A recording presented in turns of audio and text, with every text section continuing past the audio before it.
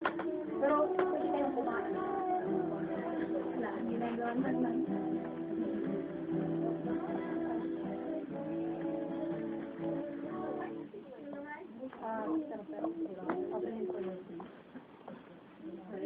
Start na po tayo mga kapatid. Hallelujah. We praise you, Lord. We bless your name, we glorify your name. We magnify your name in the middle of us, Panginoon. Yes, Lord Jesus, we are asking for your guidance, Panginoon, for your presence. Today, O Lord, dahil mag-aaral po kami, Panginoon, ng salita. Panginoon, anoint her. Anoint Sister Mona, that you will use her to teach us your word. Open our spiritual understanding, Panginoon. Gayon din ang aming spiritual hearing, Panginoon, upang marinig namin ang mga salita na magmumula lamang sa iyong bibig, Panginoon. Gawin mo po siyang daluyan ng iyong salita and triple anointing po. Pour on her, Panginoon. Bigay mo po sa kanya upang ang salita mo lamang, Panginoon, ang marinig namin sa pamamagitan ng iyong anak, Panginoon. Maraming salamat, Panginoon, sa masayang araw na ito. Thank you, Lord Jesus, for this wonderful day. Super dami ng blessings, Panginoon. Panginoon, thank you. Thank you. At alam namin na ipoform mo din to sa aming buong pamilya, Panginoon, ang binigay mo sa aming mga pagpapalad. Maraming salamat sa araw na ito, and Lord, bigyan mo po kami bawat isa ng pandinig, Panginoon, at hayaan mo pong ikaw pong mag-ingat, Panginoon, sa mga salitang maririnig namin mula sa iyong anak, Panginoon, na gagamitin. At huwag mo po itong hayaang manakaw sa amin ng power, Panginoon. Ingatan mo po ito sa puso namin. At maraming salamat, Lord. Wala na po kaming mahihiling pa. Binabalik namin lahat ng papuro sa pagkakila sa iyong pangalan lamang. Sa tanging pangalan din sa iyong Jesus. Amen. So, last Friday, we discussed about Bible prayer, part 1. That is part 2, devotional part 2. So, sa prayer, ang pag-usapan natin yun is prayer, no? Jesus Christ is the best example for prayer. Sinong gustong bumasa sa sa Luke 11:1, verse 1? Wala sa Bible. Sa Bible na. Luke 11, verse 1.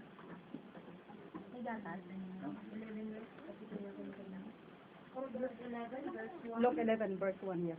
And it happened as he was praying in a certain place, when he sees one of his disciples said to him, Lord, teach us to pray, as John also taught his disciples. Amen. Hallelujah.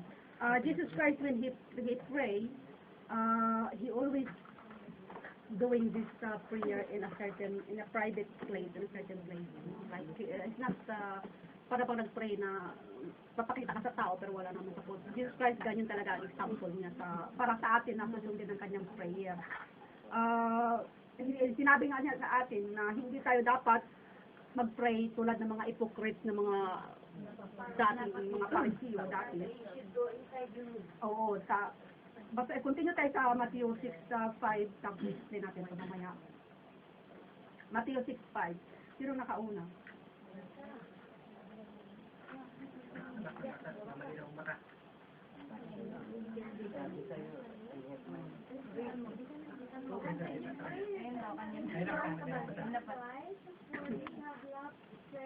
Standing in the synagogue and in the corners of the street, so that they may be seen by men. Surely I say to you, Amen.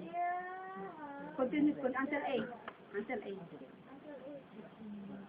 But when you pray, you do not babble vain words as the nations, for these things that in their much of speaking you shall be heard.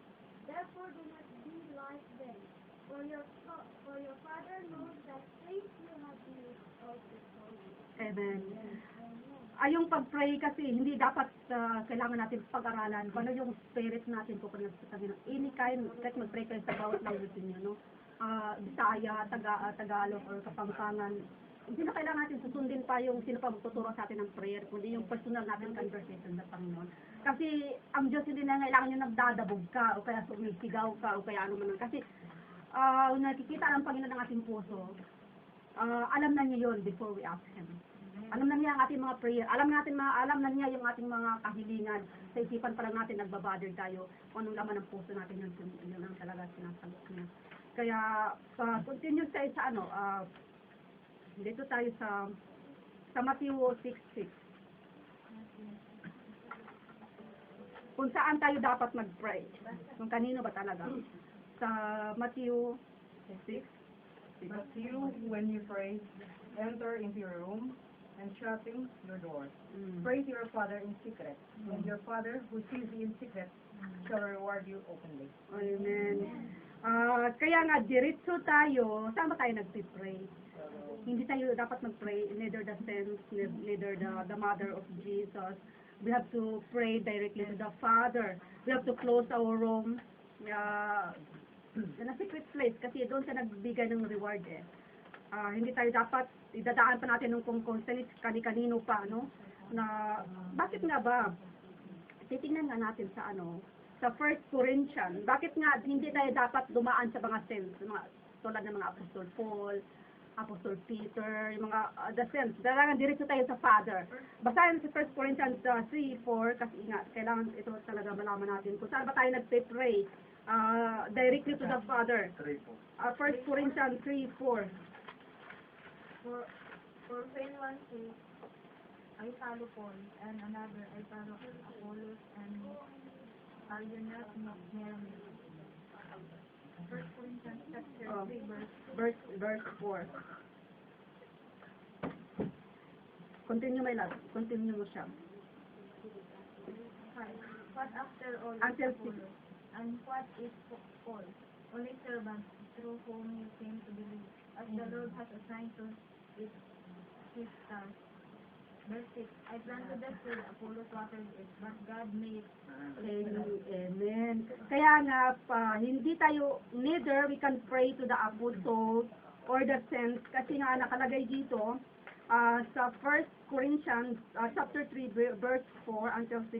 For when one says, I followed Paul, another I follow Apollos, are you not mermen? What after all, Apollos and what is Paul? Only servants of the Lord, through whom you came to believe, as the Lord has assigned to each and stuff. Ito kasi binigyan na sila ng trabaho eh. So, hindi tayo dapat dumiretso sa kanila, kundi directly to the Father through Jesus Christ. And continue to sa 1 Corinthians 1 to 12. 1 Corinthians 1 and then 12.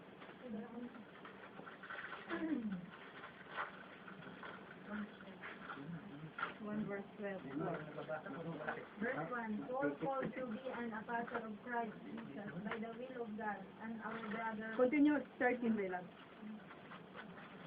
Verse 2. To the church of God in Corinth, to those sanctified in Christ Jesus and called to be holy, together with all those everywhere who call on the name of our Lord Jesus Christ, their Lord and ours. Verse 3. Grace and peace to you from God our Father and the Lord Jesus My love, Christ. verse 12. Verse 12, chapter 1, verse 12 until 13. Verse 12 until 13. What I mean is this: one of you says, I follow Paul; another, I follow Apollos; another, I follow Cephas; still another, I follow Christ. Verse 13. Is Christ divided? Amen. Was Paul crucified for you? Amen. Were you baptized into the name of Paul? Amen. Amen. So, saan ba tayo nagbaptize? Saan tayo nagbaptize? Sa pangalan ba ni Paul o sa pangalan ni Jesus Christ? Amen. Doon tayo dapat mag-pray sa Kanya directly to Jesus. Kasi nga, we do not pray neither to the saints or neither to the mother of Jesus. So, pagsama natin sa mother of Jesus, si Mary, kasi maraming nagsasabi sa buong mundo, no? Tinatawag siyang Mama Mary. But, even Jesus Christ, God using Mary, to be the mother of Jesus, but even Jesus Christ, he never called him mom. Na, gusto ko lang i-share dito, kahit wala dito sa ano, no, dagdag yung mga verse, kung paano ba si Mary, kung sino ba si Mary sa buhay ni Jesus. So, una tayo sa Luke 1 verse 38. Sino unang nakabasa sa Luke 1 verse 38? Kung sino ba si Mary? Luke chapter 1 verse 38.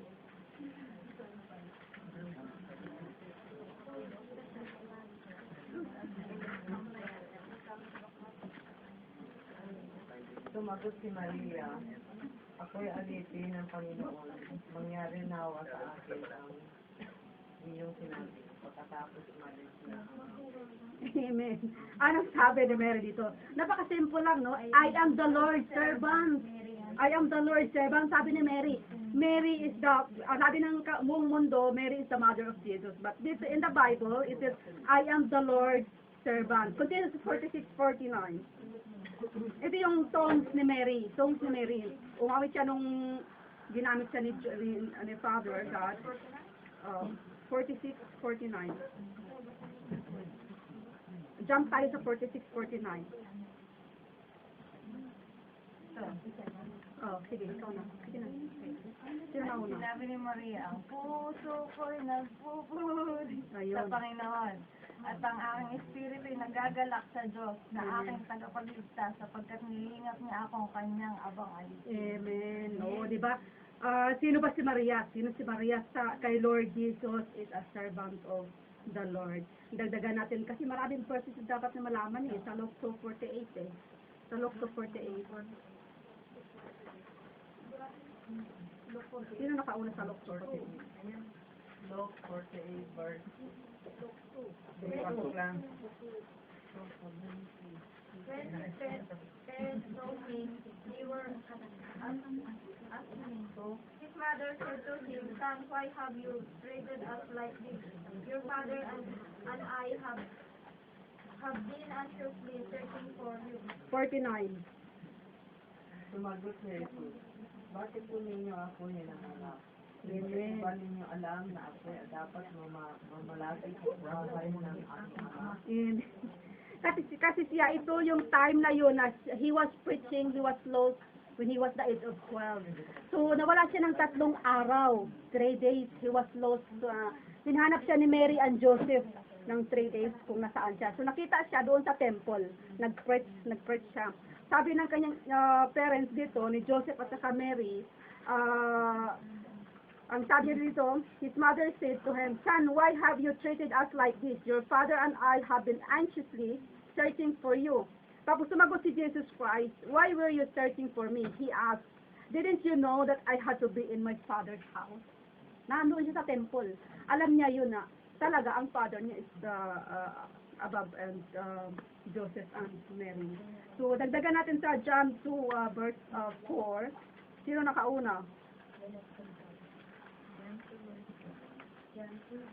John 2 verse 4. There, woman, why do you involve me? Jesus replied, my time has not yet come. 5. Number 5, patuloy tayo. His mother said to the servant, do whatever he tells you. Amen. At yun yung nagkaroon ng conflict doon sa yung Jesus turned the water into wine. Tapos nagtatanong, na alam na ni Lord Jesus yun na bakit nagbabother sila na wala na ng wine. Sabi nga ni Lord Jesus, ano bang tawag niya sa kanyang ina? Dear woman, why did you involve me? Jesus replied. Wala siyang tinatawag na mother. Kundi ang tawag lang ni sa kanya is woman. Patuloy tayo, bakit sinasabi siyang dear woman? Dito tayo sa sa Matthew 12:46-50.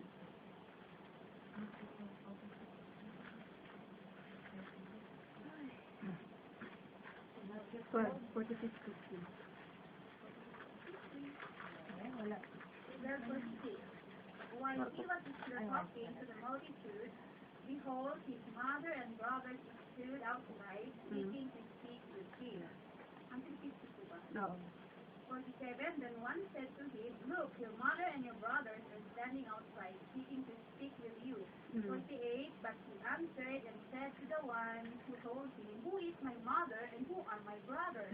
49, and he stretched out his hand toward his disciples and said, Here are my mother and my brothers. 50, for whoever does the will of my Father in heaven, my brother and sister and Amen. So, si Jesus Christ, when he was teaching on the crowd, tinatanong siya sa kanyang isang mga apostol na nandoon yung kanyang ina sa labas at saka yung kanyang kapatid. Kailangan siyang tawagin kaya para makipagkita sa kanila. Pero ang sabi ni Lord Jesus, ang tanong sa kanya, This is my mother, my brother, and my sister, those who do the will of my Father. Ito yon, tayo yon ang ibig sabihin dito. So, diretso tayo sa John 26, John 19, verse 26. Kasi para natin maano to. 19, 26. Doon yung pagka, yung Jesus was crucified. Was crucified in the cross. 1926, sinong nakauna? Makita ni Jesus, ang ina at ang minamahal niyang alagad na nasa tabi nito, sinabi niya, Ina, ituring mo siyang sariling anak. 27. At sinabi niya sa alagad, ituring mo siyang iyong ina, mula noon sa bahay ng alagad na ito, tumira ang kanyang ina. Ayun. Ang sabi, when Jesus crucified, when he was sentenced to be crucified on the cross, ang sabi dito, when Jesus saw his mother there and the disciple whom he loved standing nearby, he said to his mother, Dear woman, here is your son. And to the disciples, here is your mother. From that time on, these disciples took her into his home. Sabi lang, dear woman, yung kahit nandun pa siya sa, he was crucified, no? Sinasabi doon sa kanyang apostol, sa mga apostol, dear woman, here is your son. Sabi sa mga apostles, son, here is your mother. So, Jesus Christ never called Mary as his mother. So, sa 1 Timothy chapter 2 verse 5. Sino nakauna sa 1 Timothy 2 verse 5. For there is one God and one mediator between God and men, the man Christ Jesus. Amen.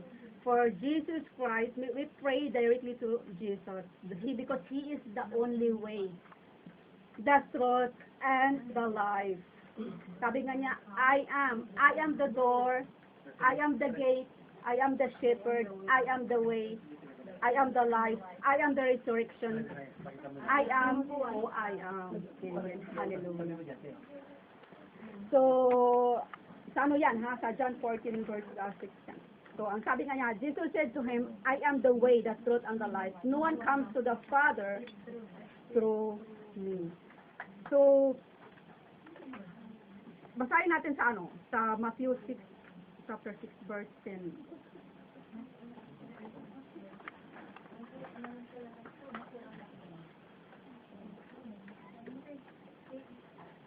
Matthew 6, verse 10. Naway maghari ka sa amin, kung ginawa ang kalagay sa pagpatuloy ng aming palagi. Oo. Hindi mo kami nangyayon ang pagkain sa araw. At patawarin mo kami sa aming palagi. Oo.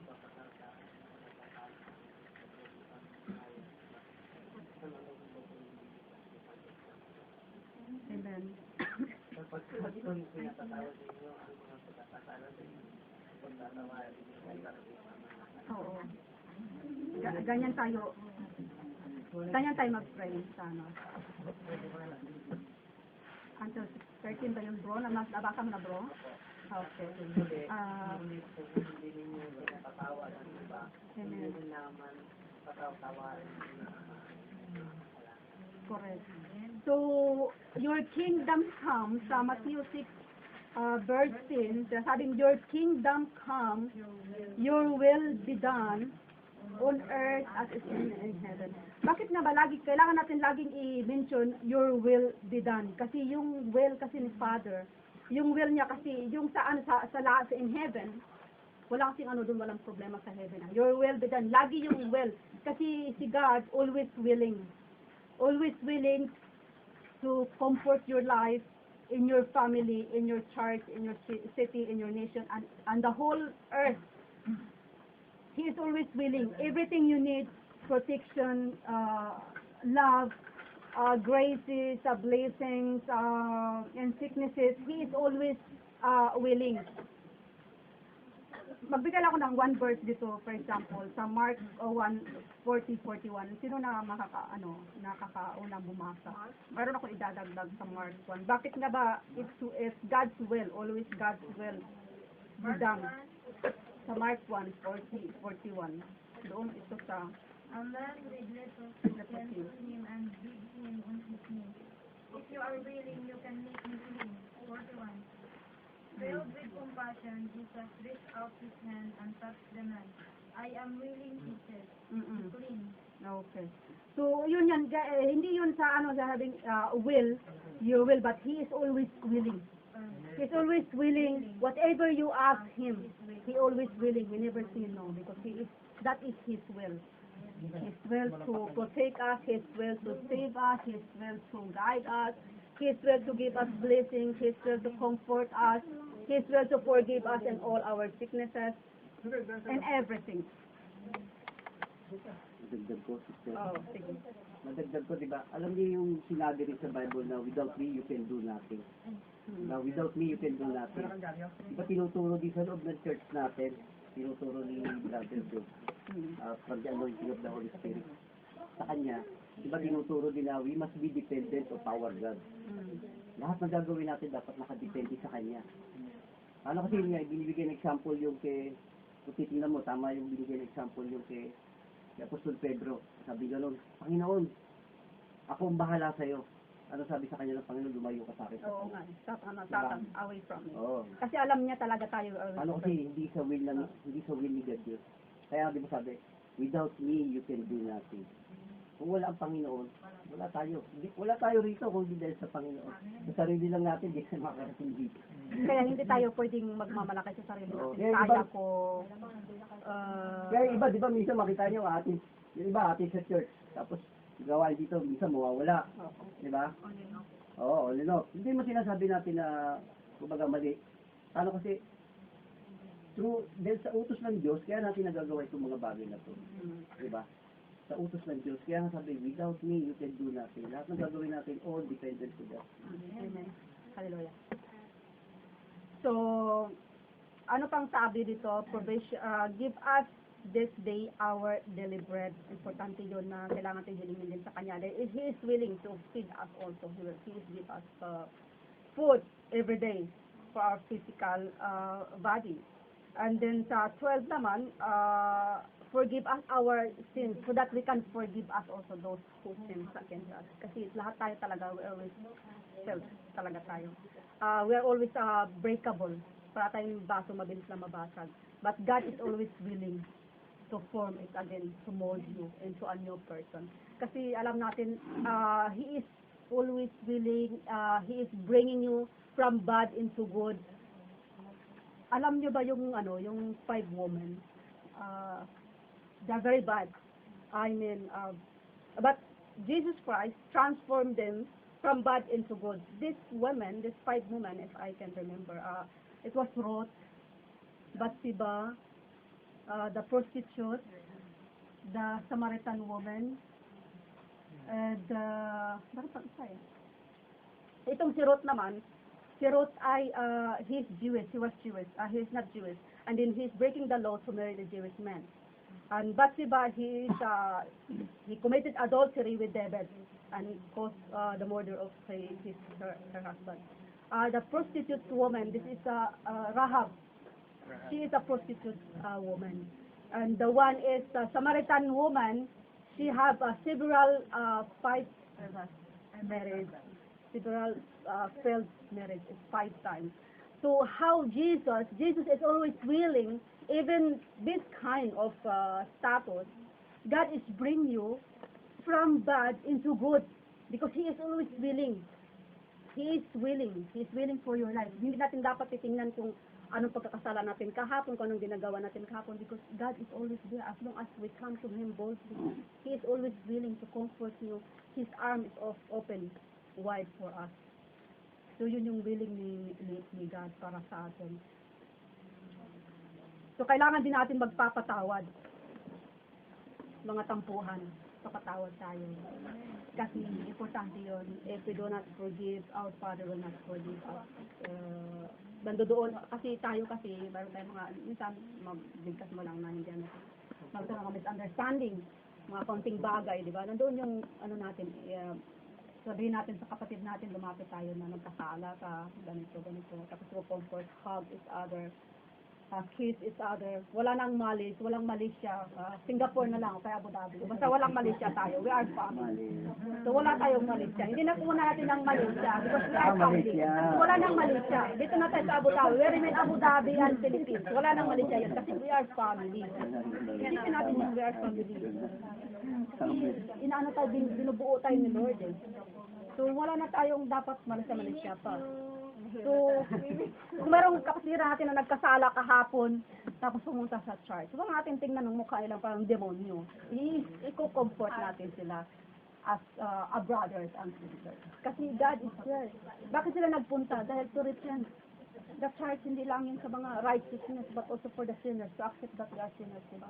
We are sinners. We come to the church. We need more grace and mercy from the Lord. So this is more important thing. Hindi natin sila tingnan natin sila, ano ba yan? May nangyari kahapon. So wag na yun. Kasi pag lumabas sa church, it means to repent. So, di ba? And God is there always willing. So, hallelujah. So, ano pa? Pero idagdag siya. Araw ngayon,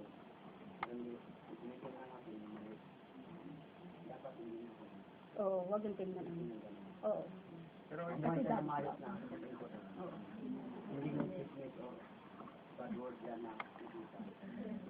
Tanggalin natin yan. Amen. pero idagdag Dagdagan mo. yung one woman she was caught in adultery, di ba? With someone. Pero yung partner niya hindi ni-reveal kung sino, di ba? So maybe one of the Pharisees. So anyway, the Pharisees went to Jesus and bringing this woman caught in adultery.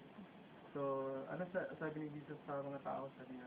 Who among you who has no sin, cast the first stone. Oo, babato. Diba? So walang bumutot sa kanila dahil nagkasala lahat. guilty lahat.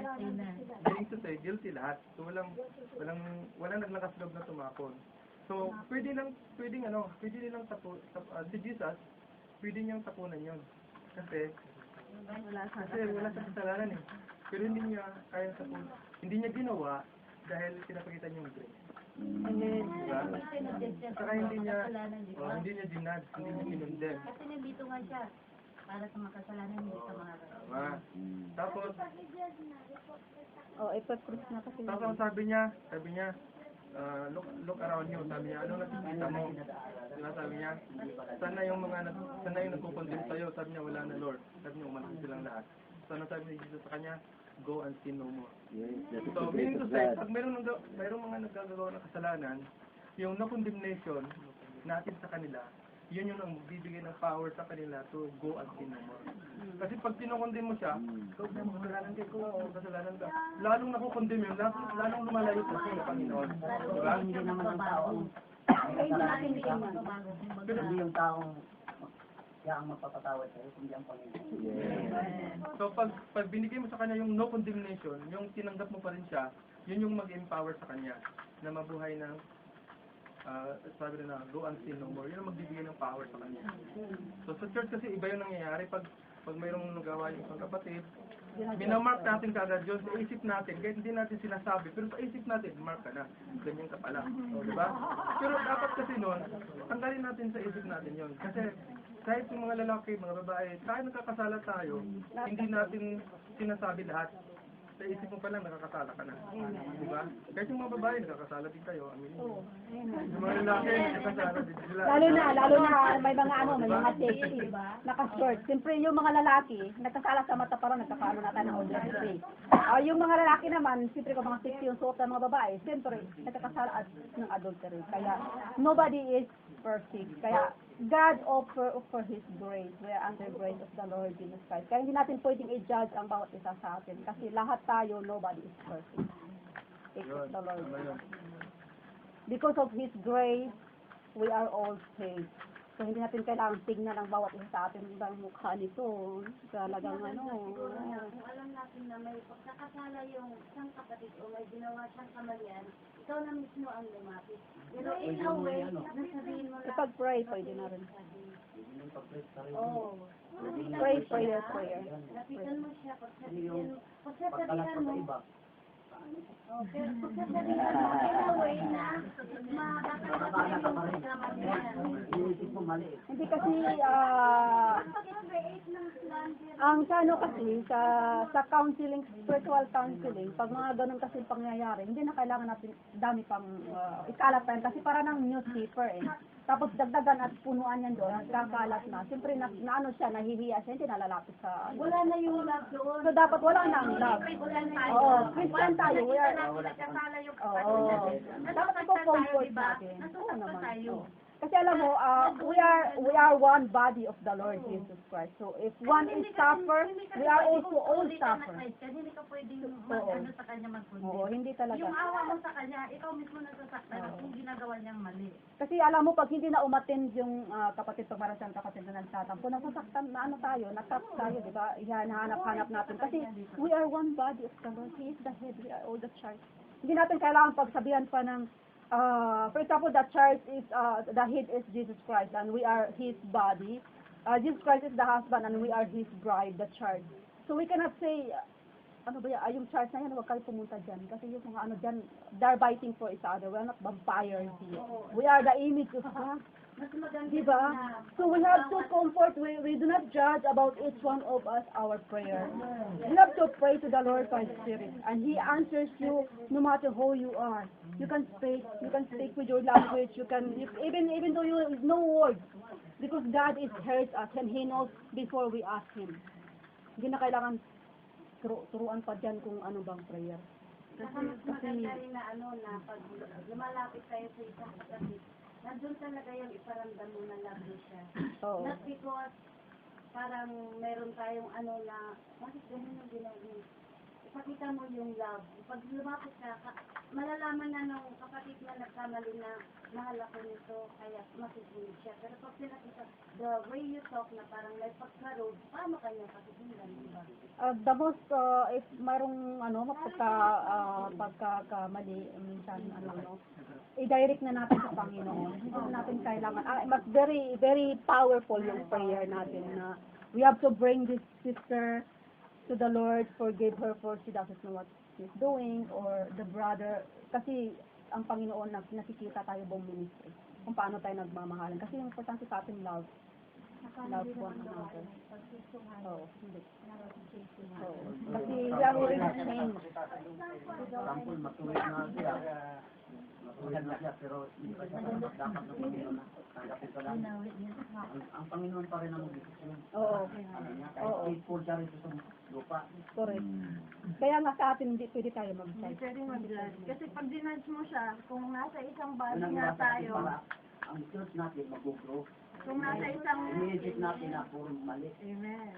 Kung nasa isang katawan nga po tayo, pag dinudge natin siya, o si ganito, sismosa. Sismosa kasi nasa isang katawan tayo Dinudge mo din sa sarili mo, isa lang tayo katawan balik din sa'yo. Pinag-isipan mo siya ng mali. Yung nabula na isa, bukod na natin, diba?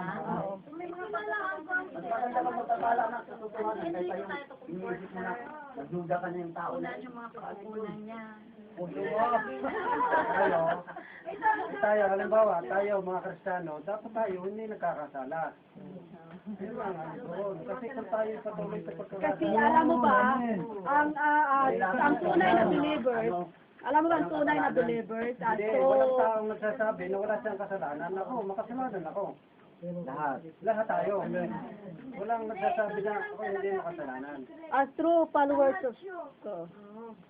As true followers of Jesus. Tanggal ng swing sa may swing na meron ka rin swing.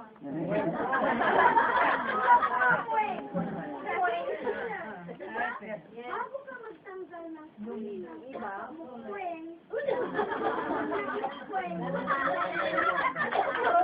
Hindi sa ano yan, sino nakabasa sa ano, sa Matthew 3 verse 7. Matthew 7 verse 3. Sa Matthew 7 verse 3.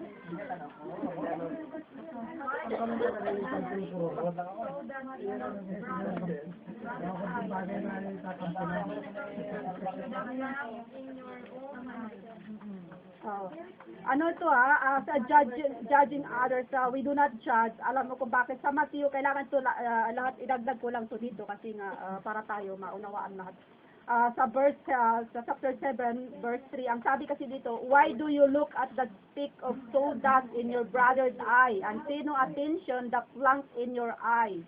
How can you say to your brother, let me take the speck out of your eye when all the time there is a plank in your own eye? So yung hypocrites na yan. First take the plank out of your own eye and then you will see clearly to remove the speck from your brother's eye. Kasi kung may troso pala, malaki sa mata mo nakaharang, ang nakikita mo lang sa kapwa mo maliit kasi maliit lang yung space dun sa mata mo nakakakita ka, di ba?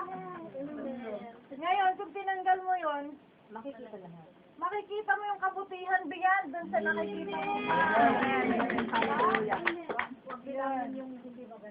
Huwag na lang yung hindi maganda yung tingnan natin, yung maganda na lang kaya tingnan natin. So, hindi tayo ganito. Yung mga tunay na Kristiyano, walang ganyan. Walang pikunan. So, dapat wala ang pikunan. Alam niyo rin kasi, brother and sister, tayo lahat dito. Ako si Pastor Felix.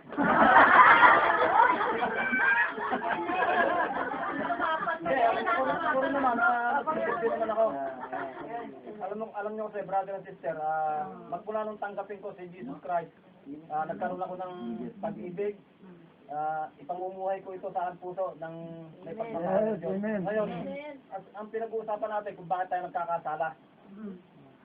Tayong mga Kristiyano, aminin natin na tayo ay may kasalanan o makasalanan. Pero, ang anak ng Diyos, si Jesus Christ, naparito siya, hindi para sa mabubuti, kung hindi para sa makasalanan. Nandito siya na naging at tagapagtanggol natin sa ating mga magiging kasalanan o kasalanan. Pero huwag naman natin sadyain na tayo gumawa ng kasalanan. Yung nasa lahat, mata natin. Tignan pa lang natin ang sister natin. Oh, gaganda naman ang sister na yun. Ang pangit naman ang sister na yun. So palang nagkasala na tayo. Kaya aminin natin na tayo may pinagmanahan na kasalanan. Kaya nang sabi ito, natatanim sa isipan ko.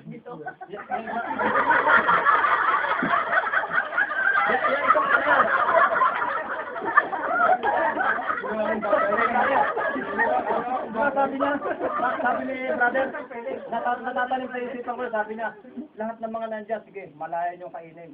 Pero yung isang bunga ng puno niya, huwag na huwag din yung kakain ng bunga yan. Ngayon, nandiyan ang Diablo. Ginawa niya ng kasalanan si Eva, tama ba? Kinaano yun? Kinaano yung bunga niyo, kaya tayo, may dugo rin tayo ng dugong makasalanan. Kaya kung tayo man ay nagkakasala, yung ating mata o yung sa isip natin, ipag-pray natin yung ating kapatid na tanggalin na ang kasalanan. Yes. Diba?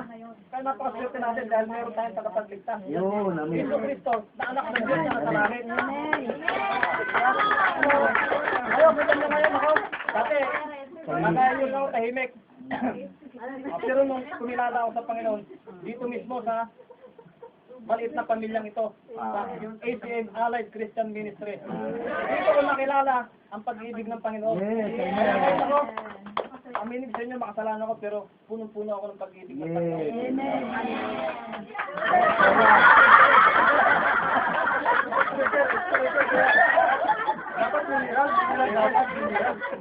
So, the important thing, Binigay ang Panginoon, pero Diyos, Sige, tama yan. Hindi mo ikot, Dubai ha? Dubai. Kahit sabing naghihirap ako sa pamasahe, pamilya ko, hindi ako makapagpadala ng pera kasi wala pa akong sahod. Pero nagagawa ko ng para kung paano akong mag-delay siya ng pera sa mga sa mga kakuwang ko ron. Pahingi nga ako ng pera na bro. Pautangan ko kasi punta ako ng kone.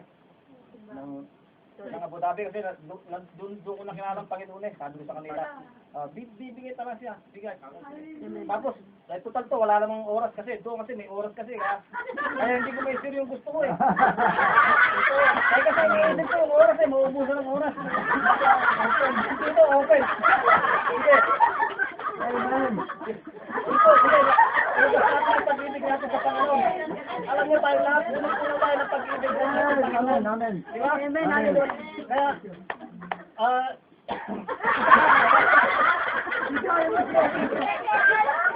isipin mo yan.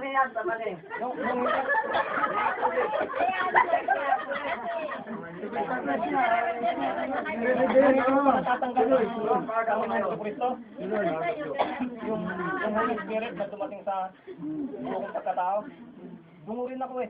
Dungo ako, hindi ako makapagsalita. Bakit ka mo? Pilit akong lumalapit sa Panginoon sa Kristo. Pero, nandiyan pa rin ang diablo. Hoy, halika dito. Hindi ka dapat dyan. Halika, nandito yung pag-ibig ko. Pag-ibig ko sa'yo. Ang pag-ibig ng diablo nandito sa sanlibutan. Halika dito. Pero nandiyan talagang Panginoon sa Kristo. Biyahal niya tayo. Hindi niya tayo papayagan na makuha ng tuluyan ng pag-ibig ng diablo. Ito pa. Itutuloy ko ulit yung kanina. Itutuloy ko ulit yung kanina. Ito ko lang. Yung matapos eh. Itutuloy ko kanina. Nung ako yung naranasan kong mamatay. At nung ako iba pang muli ng Diyos sa lupa.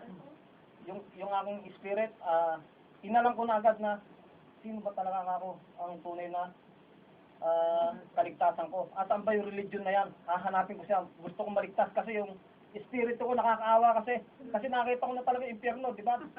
Kinuwento ko na sa inyo. Kayo, papayag ba kayo na sino papayag dito na mapunta kayo sa impyerno? Ikaw, wala? Sino papayag dito na makasama natin ng Panginoon? Papayag na natin. Di ba? Kaya magmula nung matanggap ko ang pag-ibig ni Kristo, sabi niya ron, ano ba yun, ang pag-ibig at ang katapatan ay ipamuhay natin sa ating puso. Di ba? Salamat po, yun lang. Bratanin.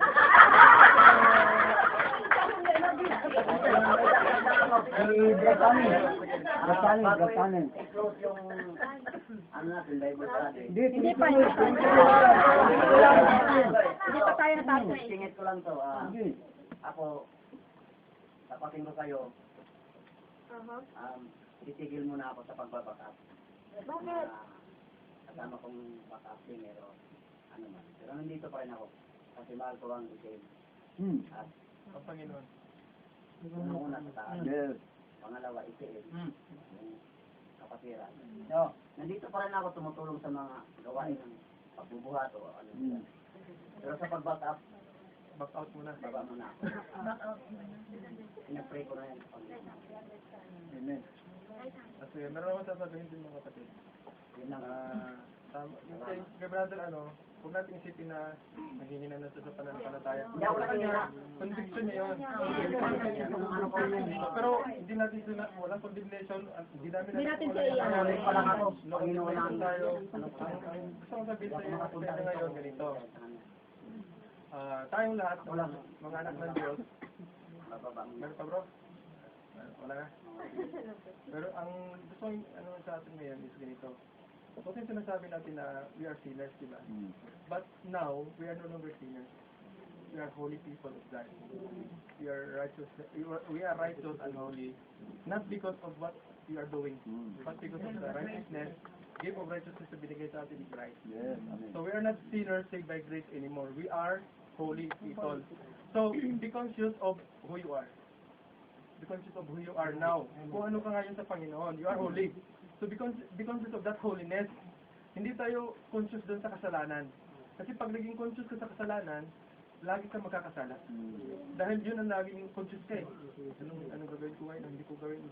Dapat conscious ka kay Jesus Christ. Pag conscious ka kay Jesus Christ, conscious ka lagi na hindi ka magkakasala dahil na si Jesus Christ kasama mo lagi. Diba? So, huwag niyong lagi sabihin na tao lang tayo, makasalanan. Tapos na yun. Tapos na tayo doon. Hindi na tayo ganun. Tayo ngayon is holy. We are holy people. So, kung nagkakasala man tayo, because of the flesh.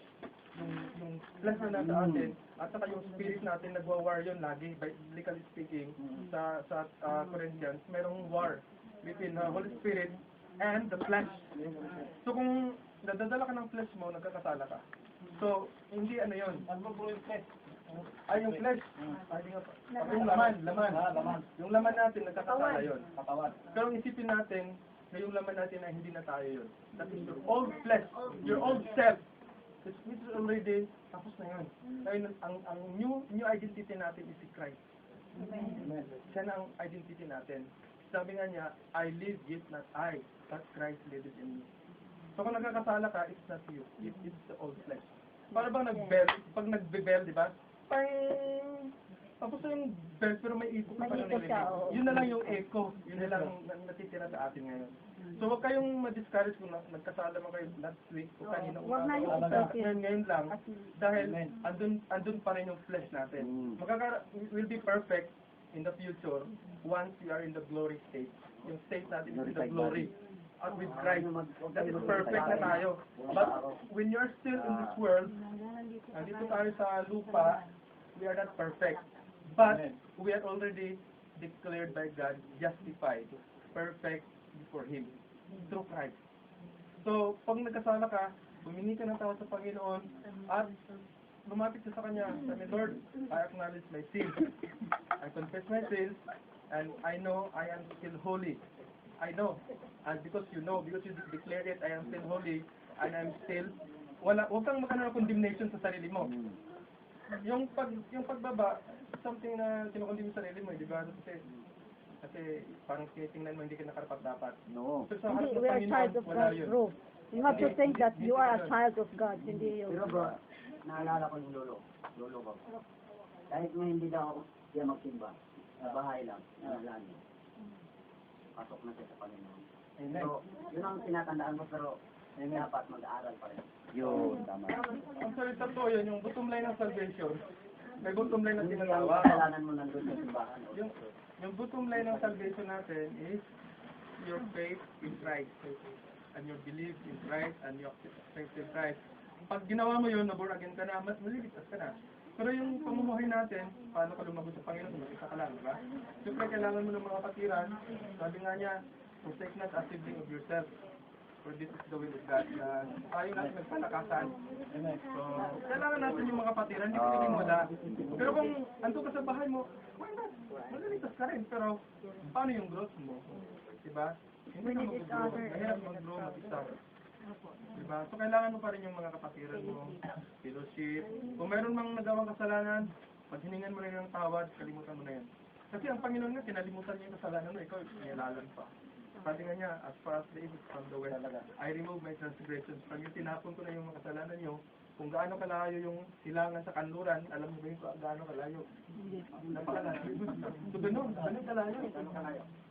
Pero yung sa lolo mo, bro, yung sa lolo mo, mas save naman siya sa pagdating ng salvation kasi may tiwala siya eh. Pero ayaw kasi ni God na we are under solitary place. Kasi even si Adam, God gave him a woman for him not to be alone. But we need fellowship with each other. We need comfort. We are made. But for We are his created Godfather, for okay din yun. fellowship with God. Oh. Fellowship with God and fellowship with fellow believers. No man is an island nga, diba, sabi nila. Kung mag-isa ka lang, mahirap mag-grow. It's not good for a man to be alone. To be alone. Kaya nga si Adam, before him, when he was alone, God gave aid for him not to be alone. So, para sa atin, hindi tayo pwedeng ilagay sa solitary yung naglagaro tayo, nag-isa tayo sa kwarto. We need each other kasi we need a charge. Even though nandun yung faith mo, di ba? Kasi nga, sister, kung ikaw ay nakakilala sa Panginoon, Oo. at ito hindi mo ipinarating sa iyong mga kapatid, nakakasala ka. Correct. Correct. Dahil sinusulo mo yung kun eh. Correct. Makasarili ka. Ipakon mo. Oo, tama yun. Pamahagi mo sa iyong mga kapatid. Oo, tama yun. Kung paano ka iniibig ng Hindi Panginoon. pwedeng Huwag mo suluhin. solitary, oo. Tama yun, Alba, ikaw may pagkain ka na, sarap-sarap. Ayaw magkakain mo lang. Akin na lang to. Hindi ko na ito bibigay sa mga kapitbahay ko. Eh, hindi, mali yun. Kunin mo yung pagkain niya, pabigay mo na, pabigay mo. Ganyan din ang salita ng Diyos. Kung ikaw nakatanggap ng pag-ibig ng Panginoon, ipamahagi mo para yung mga taong walang pag-ibig, taniman mo ng pag-ibig para umani ka ng pag-ibig. Hallelujah. Kung sakali kayo may magbabasa ng Bible, sa katulad ko, ako dati yung Bible na yan, walang kwenta sa akin yan. Basahin ko, ayaw tumaning sa puso ko, sa isipan ko. Diyan ka na, katsa ka. Ayaw kang pumasok sa isipan ko. Pero magmula nung tanggapin ko, ang banal na Holy Spirit, yung Bible na yan, panay kong binubuksan, bakit panay ako dito dinadala sa Juan? Buksan ko ulit, dito ulit sa Juan. Itinulong ko yung kwako sa Juan. Ang Juan pala, punong-puno ng pag-ibig. Yes, amen. Diyan yun ang galing yung John Islam eh. John, Talaga. di ba? Talaga bro. Siya yung, si John kasi siya yung apostle of love. No, nagbago rin yung, nakita niyo naman boses ko eh, dahil hindi mo lang na, kailangan ng kayo na tulong ko. Iba yung ano ko parang may lagi. Mahala ka, pasal ka kami Pastor Felix. Sino lang yung mga dyan, open dyan ang ano, thinker natin na mag-cut up kung sinong Pero alam mo bro, God is good all the time. Kung sino yung nagpakumbaba ay siyang tinataas ng Diyos. Kung sino yung nagpakataas ay siyang binaba ng Diyos. So yun, tingnan natin si Lord Jesus. Tingnan natin siya. So dito tayo sa victory over temptation sa Matthew 6:13. Sino nakaunang buwan? 6:13. For yours. Oo, 13. Yun. So, victory over temptation, protection from the devil. You know, dito, once the Holy Spirit controls in our life, He produces those the fruit of the Spirit. Yun. So, meron ako idadagdag dito, no, sa tungkol sa temptation, temptation. Sa 1 Corinthians 10:13, 1 Corinthians ba yun? 10:13. 10:13.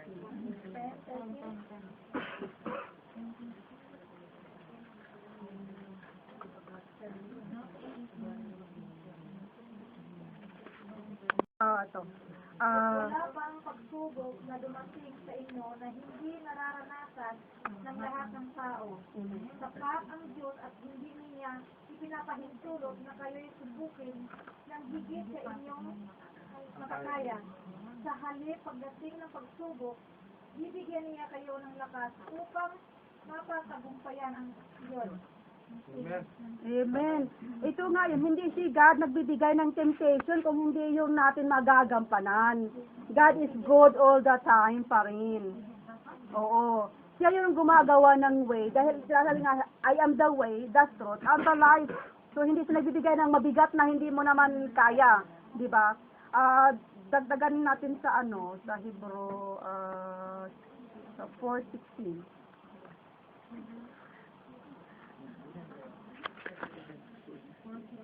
Oo, Hebrew 4:16.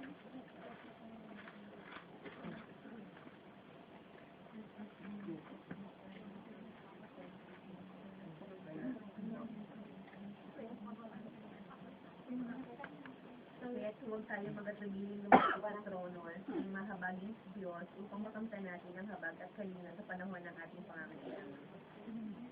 Amen. Ganda, no?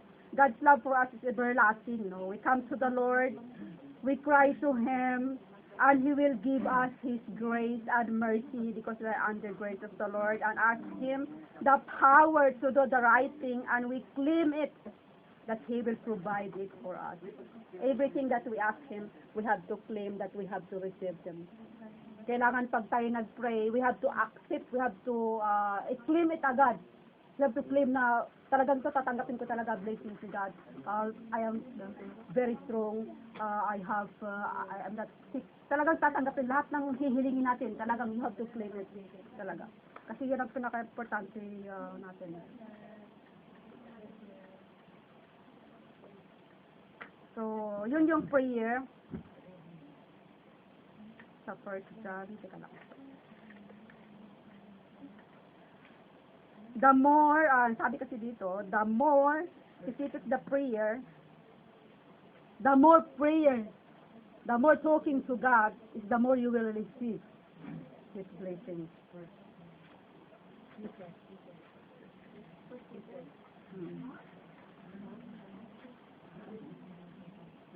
So if we pray according to His word, we know that He will answer every prayer. Kaya mga prayer natin, hindi yon dahil kami nag-lead ng prayer, mga prayer na hindi sinasagot ni Lord. Hindi po yun. Bawat isa sa atin, tayo mga anak ng Diyos, sinasagot po yung prayer. Sinasagot ni Lord ang mga prayer ninyo. Kaya huwag niyong isipin doon na, tayo open, ang church is open for everyone kung gusto yung mag-prayer. Pero diyan kasi sa atin, sa pulpito, sa church, meron tayong visitors at meron tayong mga newcomers. And then pag bago isasaling, lahat naman tayo pwedeng mag-pray. Bakit nga ba nag-pray doon ng mga, yung mga nag-pray or yung mga ano, kasi pag once nag-lead kayo din ng prayer, meron kasing hindi natin maano yung kaba, di ba? Kasakaba, may dyan, nag-pray ka doon, nasa gitna ng harapan ng tao, tapos na-block out ka. So, yun doon sa mga bago naman, sa mga newcomers or sa mga visitors natin, naka-instruct sa kanila. So, bago kayo isasalang din sa pulpito, meron tayong training, meron tayong before mag-start ng practice, pwede kayo isasalang kung gusto talaga ninyong willing yung spirit ninyo, yung kayo nilid ng Holy Spirit na mag-open, mag-prayer. Lahat kayo pwede. So, nasa puso ng bawat isa yun.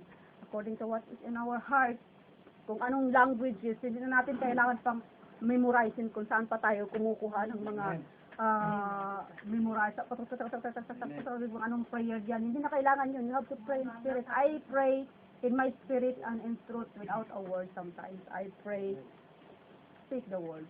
Amen. But God knows. The Father knows before you ask Him. Kung ano nagbabother sa'yo, sinasagot na ni Lord. Lahat tayo. Kaya minsan mag-pray tayo, lahat-lahat tayo sa ating ministry. Hindi lang isa, dalawa, tatlo. Kundi lahat tayo na mag-pray sa Father. Hindi sa sense, hindi kay Mary, si Lord Jesus lang. Kasi siya yung the way, the truth, and the life. He is the door to the Father, and He is the gate. He is the good shepherd for us, and I am who I am. So yun. Pero ang share dito sa last verse. Sa last verse, ikaw na. John 5:14-15 niya. And this is the confidence that we have toward Him, that if we ask anything according to His will, He is us. Amen. So when we ask from the Lord according to His will, hindi niya yun, God will give it to you because it is according to His will. So how will you know that it is the will of God? Pero tanong ngayon, how will you know that that is the will of God? You will know it when you have peace and joy. Yes. For example, you want to transfer to another job. The job is good salary, big salary. But why God did not give you the chance to join another job? Maybe because it is not the will of God. Baka yung amo mo dun mas matapang, mas marami kang papagawa, mas marami kang trabaho, the more problematic you will have in that position. So sometimes, Lord, di ba will mo na malaki yung sweldo ko? Not all the time. Baka nga pagdating doon, mas mahirap yung trabaho mo, tapos yung amo mo, awayin ka lagi. This is not the will of God. So, but when there is peace in your heart and joy in your heart, that is the will of God. For example, sa trabaho mo ngayon, masaya ka, di ba? Masaya ka sa trabaho mo, and everything is there, is okay lahat, makasama mo, di ba? All your colleagues, all your boss is okay. So, you have peace and joy in your work. That is the will of God. So, when you ask anything, na pag hingi mo sa Panginoon, magulo na, huwag mo na ituloy.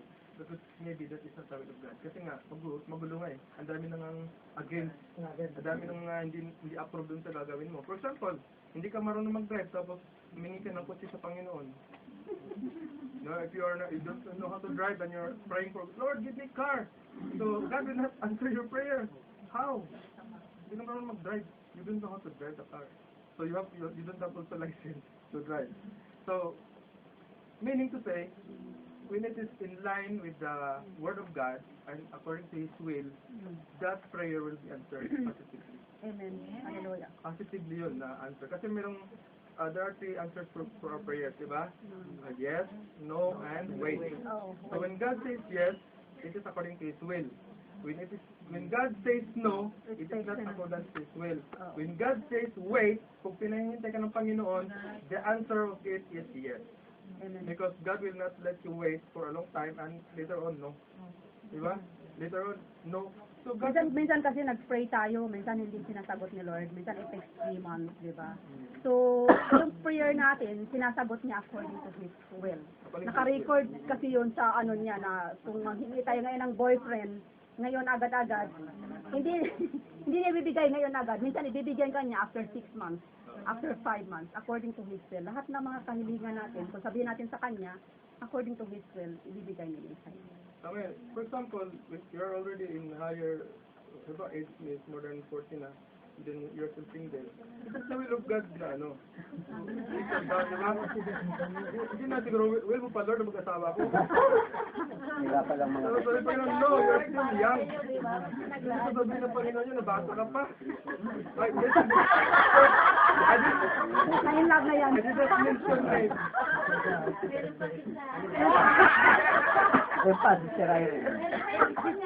Hindi mo wala ng pag-asa. Basta ito mga kapatid. Kaya lang, ano ko, iiwan ko sa inyo yung, when there is peace and joy, that is the will of God. Yun ang ano natin, titingnan nyo, when you're planning to do something, ask God for peace and joy, ask God for wisdom, to choose kung ano yung gagawin mo. Then, titingnan mo, kung maraming problema, huwag mo lang ituloy kasi problema na yun. Diba, halimbawa, for example magkikipag-boyfriend sa unbeliever. Yung mga single na nandito, magkikipag-boyfriend sa unbeliever and alam mo na, latinggo siya at may mga bisyo. Pag hinihingi sa Panginoon, Lord, gusto ko siya I want him. Pero sabihin ng Panginoon, maraming problema yan, dadanasin mo. So, pwedeng maging Christian sa later, so dumaan ka na ng napakaraming consequence. Diba? Ano nangyari sa akin dyan? O, tingnan mo. Bro.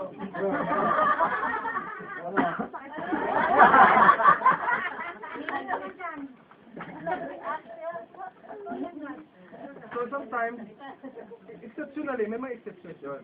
May mga unbelievers sila nung pinalaya sa dalaga, unbeliever pa sila, nung naging Christian sila, o nagkaroon ng, nag-change sila, pero ang will talaga ng Panginoon is, kung ano yung maganda para sa'yo. Diba? Sino yung magbibigay? Ipag-pray mo. Huwag kang mag-pray na, Lord, kung sino mo na lalabas sa pinto na yan. Pray mo yun. Bago lumabas bungi. Lord, joke lang.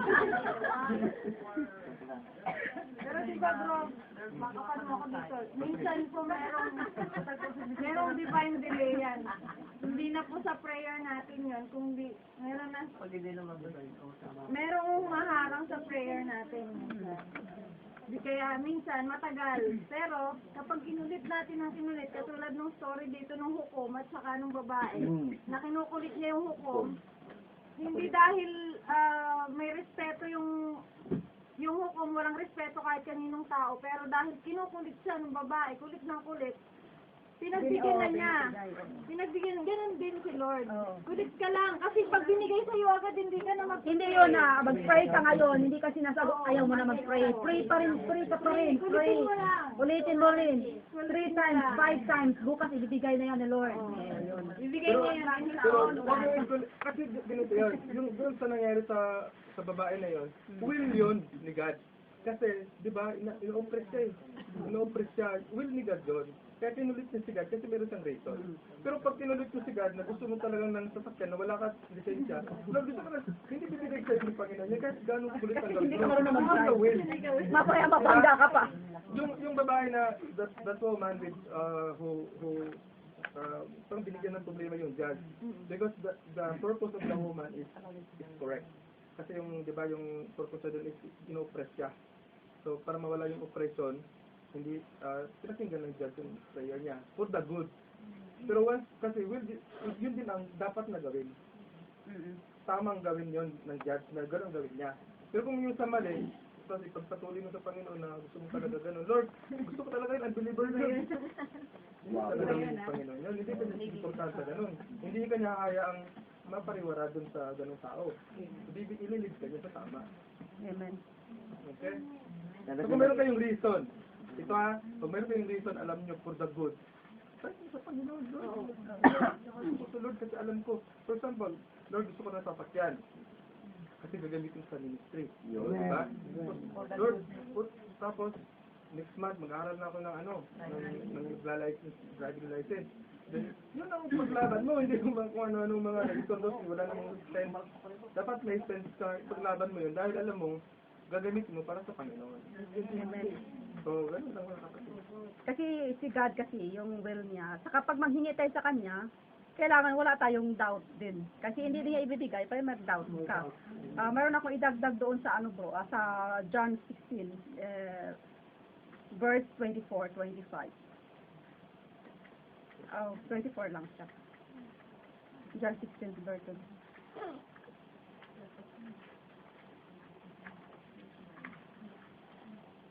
Sino nakauna? John 16, verse 24. Wala pa kayong hinihingi sa kanya sa pangalan ko. Humingi kayo at kayo tatanggap upang malubos ang inyong kagalakan. Sabi niya, until now you have not asked for anything in my name. Ask and you will receive and your joy will be complete. Kaya nga wala tayo dahil hindi tayo nanghihingi sa Kanya eh. Kaya ngayon naman hihingi na tayo ng pag-ibig eh. Si Terelinita, bakit di pa inihingi?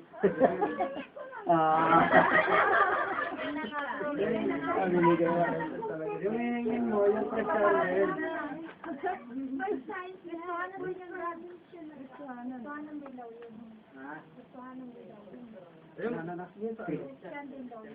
Christian din. Yung sa Jeremiah 29:11, di ba? For I know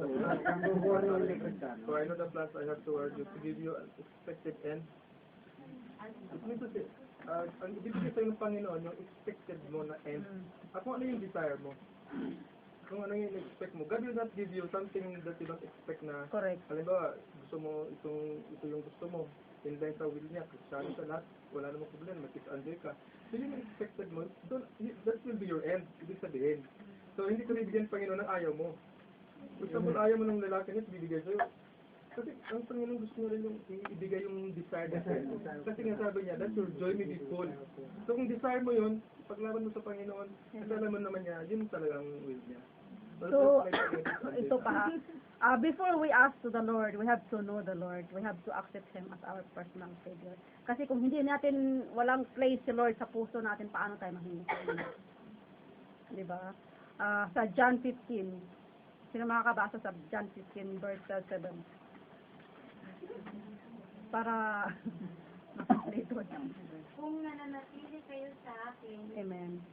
at nananatili sa inyo ang mga salita ko, hingin ninyo ang inyong maibigan at ipagkakaloob sa inyo. Amen. Ayun. If you remain in me and my words remain in you, ask whatever you wish and it will give in to you. Yes. So If yun. there is a promise, there is a condition. We need to meet the condition. The words need to remain in our hearts. And then, ano ba yun? Yung, the blessing will follow. Yung, yes. Totoo naman yun kasi once you are founded in the Word of God, lahat naman ng gusto mo is according sa will niya, di ba?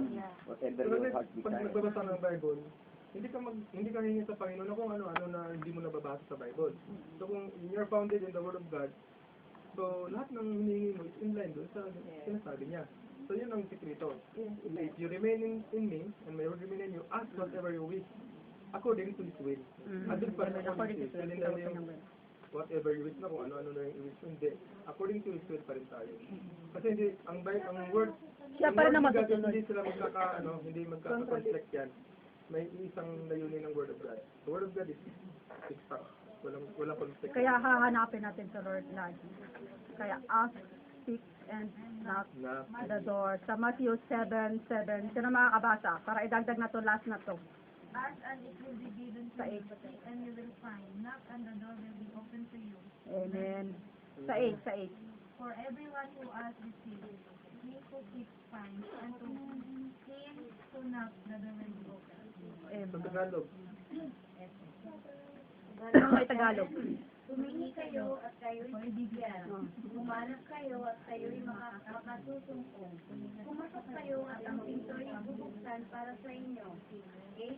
Sapagkat tumatanggap ang bawat humihingi, nakakasumpong ang bawat lumahanap, at binubuksan ng pinto sa bawat pumasok. Amen.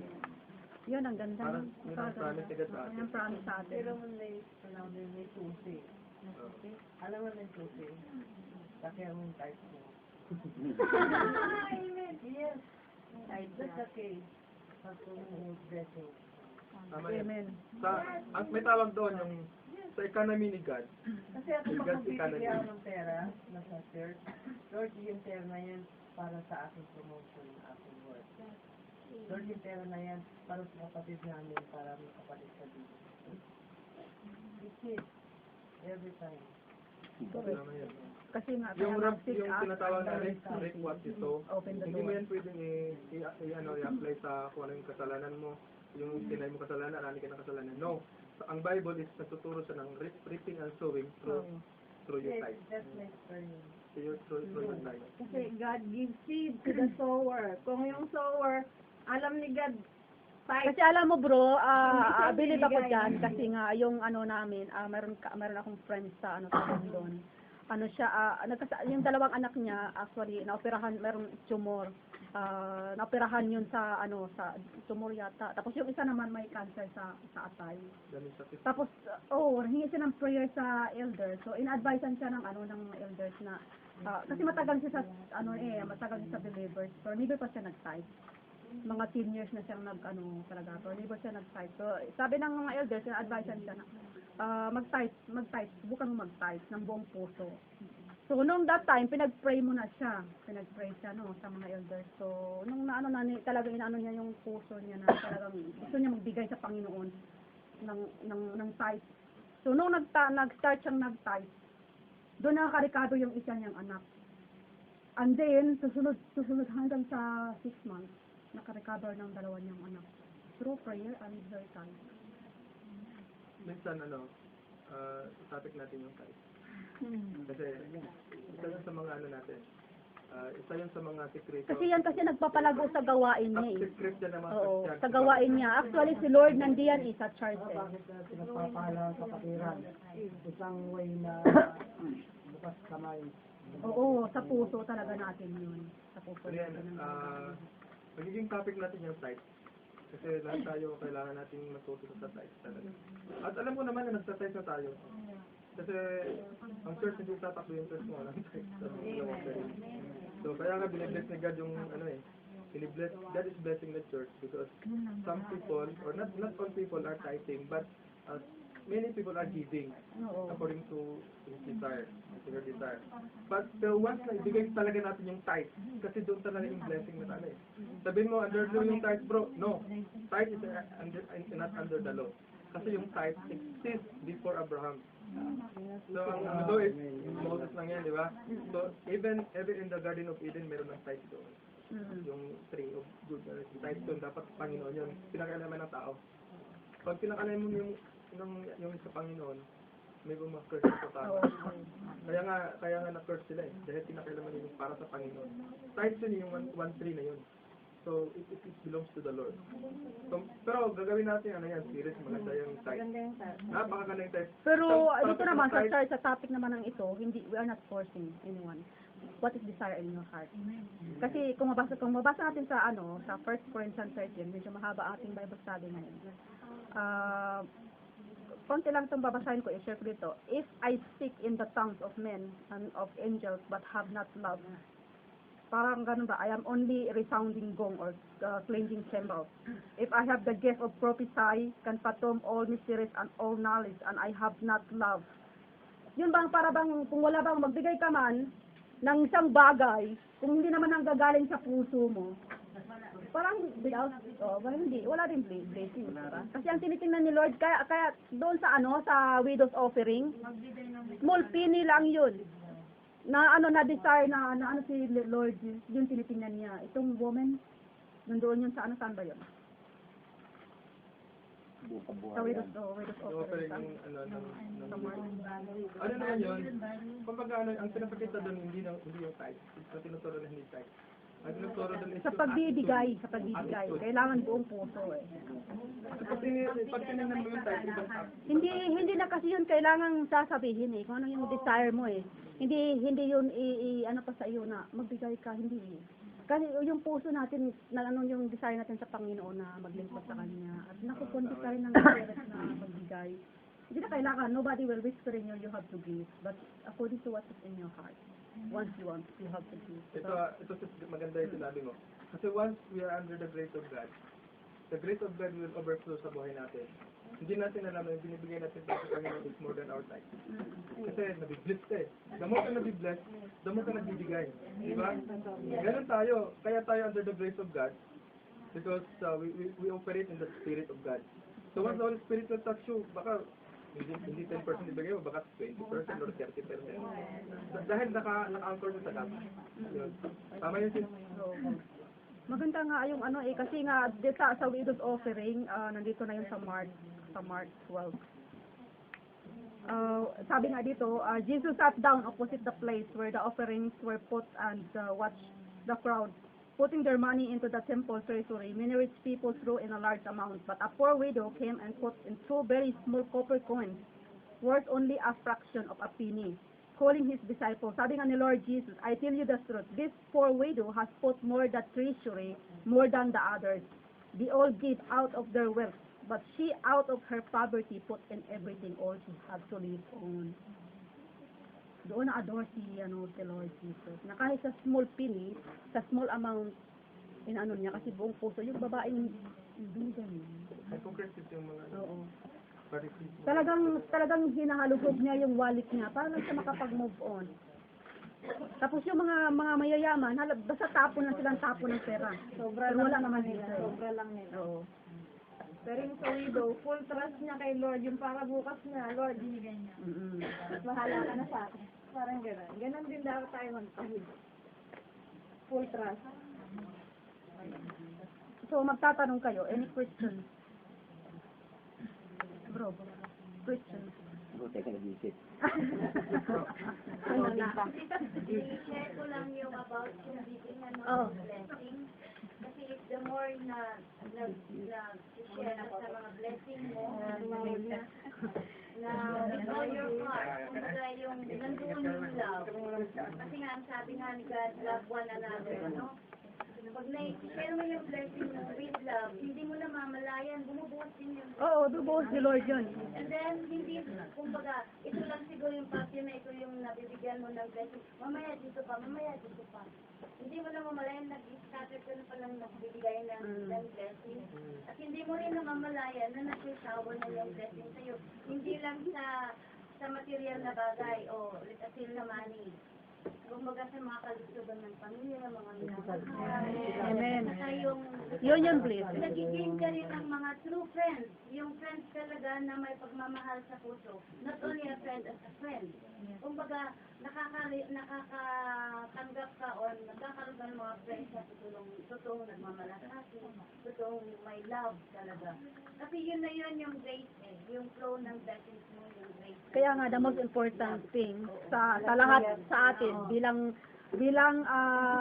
believers is love. Kasi yan ay the fruit of the Spirit. Pag-usapan natin yung fruit of the Spirit. Actually, ito yung message ko pag nag-birthday. Yung kasi 9 fruit of the Spirit, singular.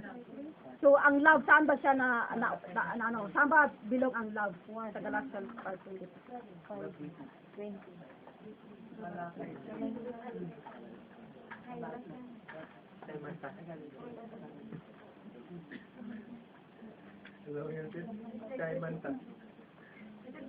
Ang sabi dito sa fruit of the Spirit, love, joy, peace, patience. So, Number one ang love. Tama ang love, number one. Siya yung, ibig sabihin dito, Over album. siya yung principal. The principal of 9 fruits of the Spirit. Para ba siyang, ano ba, parang sa school ba, university, from nursery to college, siya yung love is the principal of 9 fruits of the Spirit in singular. Single yun. So, for example, Jesus Christ, He is alone, no? So, siya talaga spells those 9 fruits of the Spirit. Kaya bawat isa sa atin, mayroon din, once na tayo ay believer, once you have first step in your faith to Jesus Christ, you have your, kasi itong fruit of the Spirit is required yun sa all of us as a believers of Jesus. So, mayroon tayo dyang 9 fruits of the Spirit. Pero ang tanong, may tanong yun, no? Ano sabi mo? May tanong doon. Sabi ni Sister Mona Lisa, sa binasa niya na verse, at ang pinakamahalaga rito ay pag-ibig. Diba? Ngayon ang tanong, bakit pag-ibig ang pinakamahalaga? Diba, paano kasi sa lahat ng ito, lahat ng mga fruit of the Spirit, ang pinakamahalaga rito ay pag-ibig. Ngayon, bakit sinabi ang pag-ibig ang pinakamahalaga? Ito yan ang pinag-ulan eh. No. Ulan eh. Nakalagay rin doon. Nakalagay rin kasi doon sa verse na yon, because God is love. Di ba may kanta tayo? Pagkat ang Diyos sa atin ay Diyos ng pag-ibig, magmahalan tayo. Okay, hindi natin nakikita God is love. But when you show your true love to your brothers and sisters, The first, love. Doon, bro.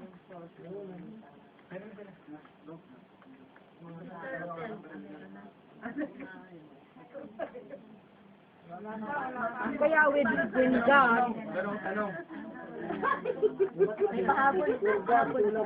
when God is the center of your life, you have that kind of love. Tanong. May tanong daw. Ayan bro, magtanong ka bro, sagutin mo rin ha. Nakalagay rin doon. Karugtong yun doon eh. Naroon yun, karugtong. Sige bro, magtanong ka, then answer your question. Ang tanong ganito, paano tayo i-bless ni God sa New Testament, sa the grace, paano tayo i-bless ni God? Sinasabi si Brother, tama yun. Kasi maraming nagsasabi na blessing will follow obedience. Obedience will follow. That is an Old Testament. Sa law yan. Once you obey the law, blessings will follow. So if you disobey the law, curse will follow. Ganun yun. So sa New Testament, iba. Ano yung blessing? How can we receive blessing? When we believe in the Lord Jesus Christ. The blessing will follow. And then, anong sunod sa blessing? Good works. God will bless you first, then good works will follow. Hindi na yung hindi yung obedience. Kasi pag ka pa rin, gusto kong i-obey sa Panginoon. Kasi gusto kong i-reward na ako ng blessing. Nasa Old Testament ka pa rin. But once na your faith in the Lord, meron kang faith sa Kanya, you believe in Him, so the blessing is already in you. At ayun na yung blessing. Sinuro ko na yung nakaraan. Yung blessing, hindi na nakasalalay doon sa obedience mo. Nakasalalay na sa faith by Christ. Yun ang pinaka-important. Kasi si Abraham, God blessed him not because he obeyed, but because of faith. Paano siya nagkaroon ng faith? He believed in God. Why? How he believed in God? He obeyed. Sabi mo sa kanya, Panginoon, dalhin mo yung anak mo at ialay mo dun sa Dinala niya si Isaac at ialay niya sana. But sabi sa kanya, huwag mong ialay yung anak mo, meron ako ng handa para dyan. So, he obeyed God. So that is yun yung faith. Yun yung faith sa kanya.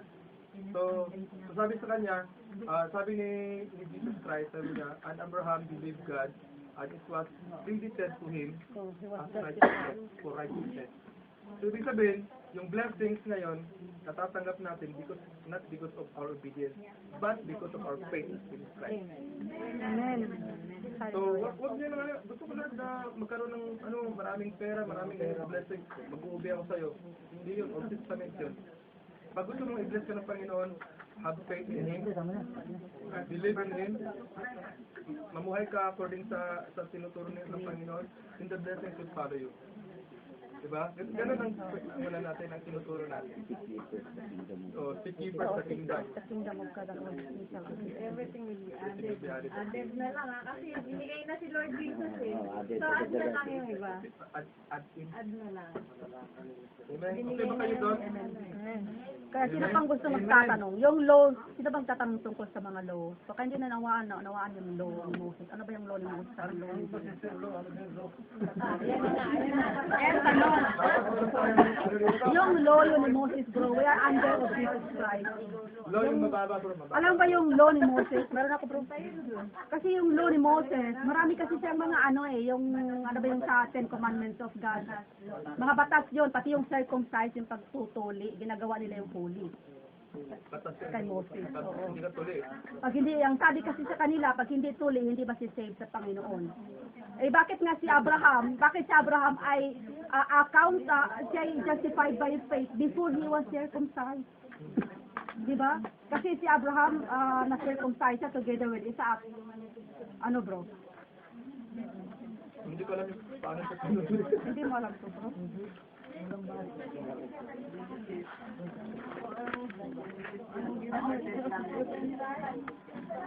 Hindi, ang alam ko nito, ate ka lang. Hindi, si Abraham, meron silang may sinuto sa kanila dati Sa Romans 4 pala. Everyone will be circumcised. Tika, basahin ko muna to ha. I-share ko lang muna kasi nasaan ba si Brother Dakusin? Kasi ito po sa... Kasi sinasabi mong law, yung sa pagtutuli, yung sa huli. So, ito yung sinasabi dito.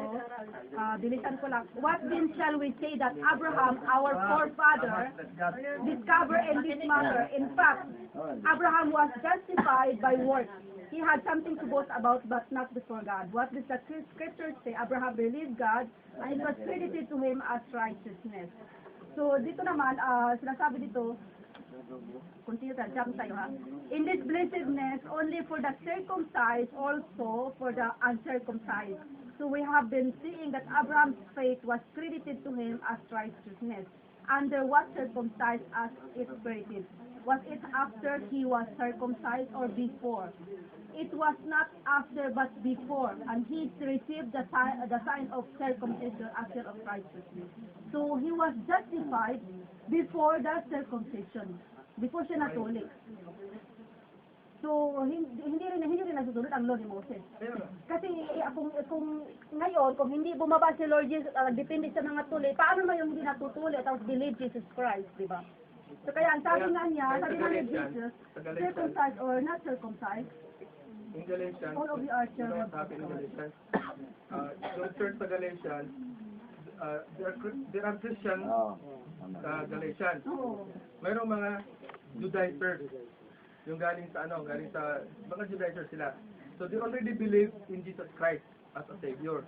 But they impose na lahat ng mga born again magpapatuloy under the Mosaic law. So ang ginawa ni Apostle Paul doon, naintindihan mo yung patuloy ko? Circumcised yung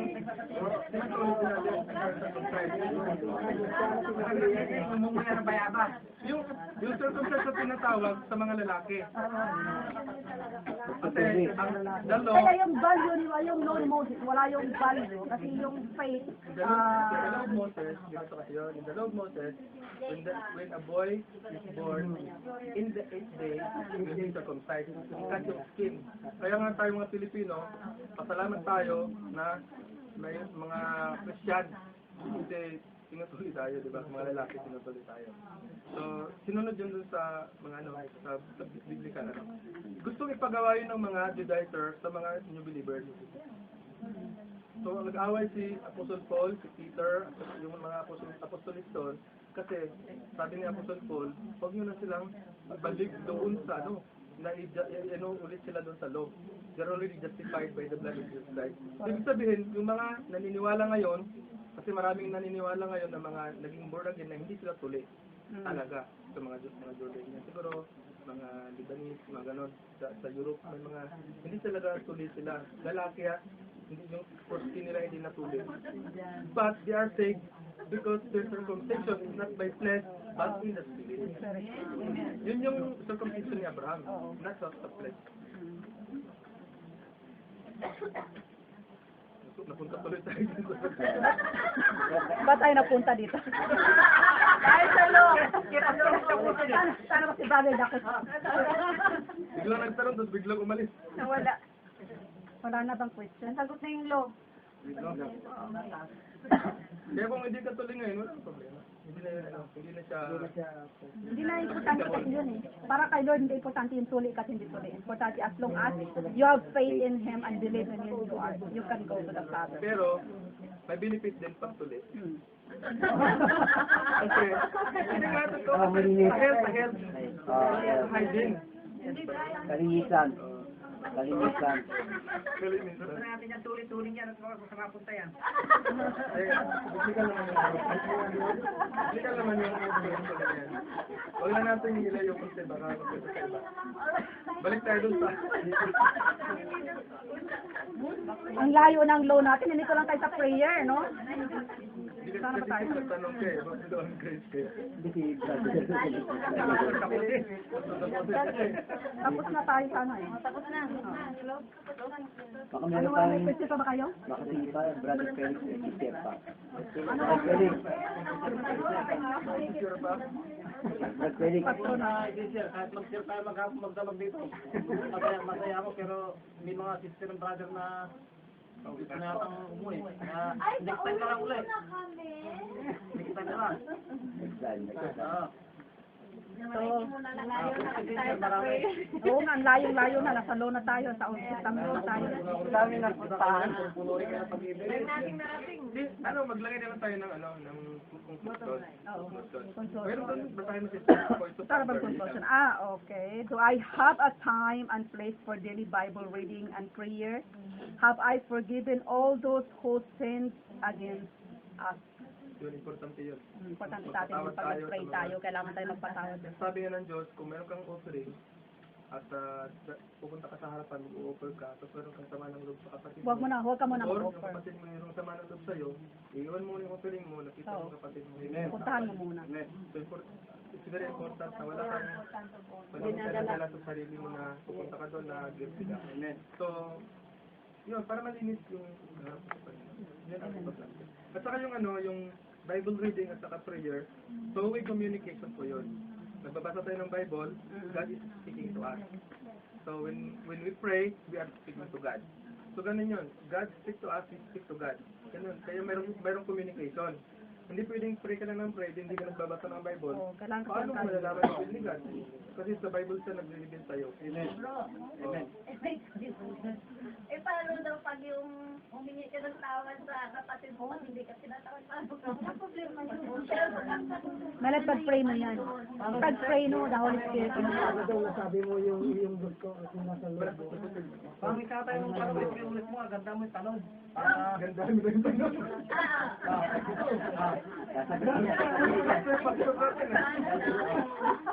My love, the most important to, hindi ka niya pinatawad, hindi ko nagigilty doon. At least binigay mo na lahat. May kasalanan, may kasalanan yung humingi ka muna ng tawad bago ka mag-offer. Kung humingi ka daw ng tawad, sa kapatid mo, hindi ka pinatawad, paano ka mag-offer? My love, simple lang yan. At least ginawa mo ng part mo. You give your part and then you have to give to the Lord. So kayo magtatouch doon that person or to come to you.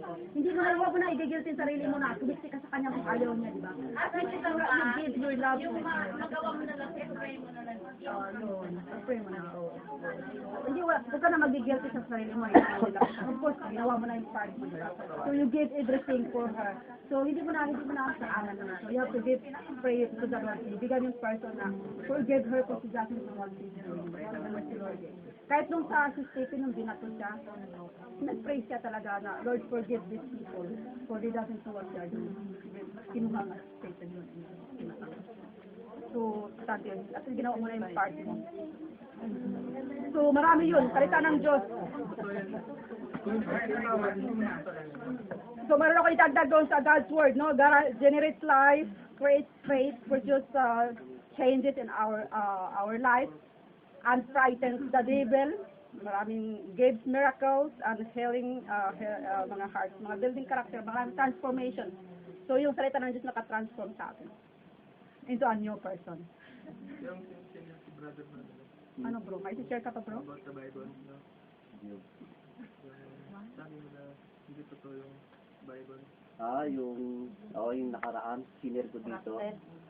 Yung isang kasama kong Pakistani na katrabaho ko isang Pakistan na katrabaho ko. Muslim siya.